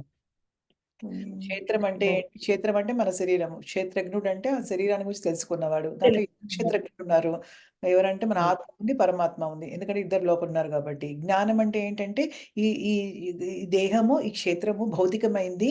ఆత్మ, పరమాత్మ ఆధ్యాత్మికమైనవి అని ఆత్మకి, పరమాత్మకి ఉన్న డిఫరెన్స్ తెలుసుకోవడం అన్నమాట. అంటే ఆత్మ అంటే ఆహ్, ఆత్మ గూడా ఆధ్యాత్మిక అంశ భగవంతుడు అయినా గూడా ఆత్మ చాలా స్వల్పమైనది. పరమాత్మ అనేది భగవంతుడు అని మనం తెలుసుకోవడం. వాటికి డిఫరెన్స్ ఏంటో తెలుసుకోవడమే జ్ఞానము. ఇంతవరకు మనం ఈరోజు చూసామనమాట. హ్మ్. హరే కృష్ణ రాజేశ్వరి మాతాజీ ఎలా ఉన్నారు? మీతో కూడా మాట్లాడాలి. సో, ఇప్పుడు మనము యాహ్! ఒక్క నిమిషం రాజేశ్వరి మాతాజీ వచ్చారు. చాలా సంతోషం నాకు. ఆవిడ పెళ్లి పనులు వాళ్ళ అమ్మాయి పెళ్లి ఐ థింక్ ఉందనుకుంటా ఫిబ్రవరి ఎప్పుడో. సో, అయినా కూడా నా రిక్వెస్ట్ చేశాను నేను. మీరు క్లాస్ అయినా అటెండ్ అవ్వాలి. ఇప్పటివరకు చాలా రెగ్యులర్‌గా అటెండ్ అయ్యారు మీరు. వారానికి ఒక రోజే కాబట్టి మీరు తప్పకుండా క్లాస్ అటెండ్ అవ్వాలి అని చెప్పి నేను రిక్వెస్ట్ చేశాను మాతాజీని. సరే తప్పకుండా అటెండ్ అవుతాను మాతాజీ అన్నారు. జాయిన్ అయ్యారు. చాలా సంతోషం నాకు. సరే మనం రాజేశ్వరి మాతాజీ దగ్గర నుంచి కూడా వినాలి అసలు యాక్చువల్‌గా. సో, ఇద్దరు లాస్ట్ టైమ్ చాలా 2 గంటల పాటు అసలు నిజంగా నా గొంతు పోయింది గూడా అసలు. 2:30 గంటల సేపు మనం యాక్చువల్‌గా చర్చించాము. చాలా సంతోషంగా అనిపించింది మీ అందరితో అలా మాట్లాడుతుంటే. అప్పుడప్పుడు మనకి ఆ విధంగా మనము విశ్లేషణ చేసుకోవడం అనేది చాలా అవసరం మన భక్తి జీవితంలో. ఎందుకంటే మనకి మనం ఇక్కడున్నాము. మన గోల్ అక్కడుంది. ఎక్కడో పైనుంది మన గోల్ అన్నమాట. మనం రీచ్ అయ్యే గోల్. ఆధ్యాత్మిక ప్రపంచం అంటే అంత ఈజీ కాదు. భగవంతుడిని, దేవాదేవుడిని పొందడం అంటే అంత ఈజీ కాదు గదా! కానీ అందుకని అప్పుడప్పుడు ఏంటంటే మన భక్తి జీవితంలో మనం అసలు ముందుకెళ్తున్నామా? వెనక్కెళ్తున్నామా? పడిపోతున్నామా? పైకెళ్తున్నామా? అసలు అభివృద్ధి చెందుతున్నామా? అనేది విశ్లేషించుకోవడము, చర్చించుకోవడం అనేది చాలా చాలా మనకి ఇంపార్టెంట్ అన్నమాట. సో, అందుకని నేను లాస్ట్ టైమ్ అలా చేశాను. So, it was very good. మీ అందరి గురించి వినడం అనేది నిజంగా చాలా చాలా ఆనందంగా ఉంది నాకు. సో, నేనిప్పుడు రికార్డింగ్ ఆఫ్ చేస్తాను. సరేనా?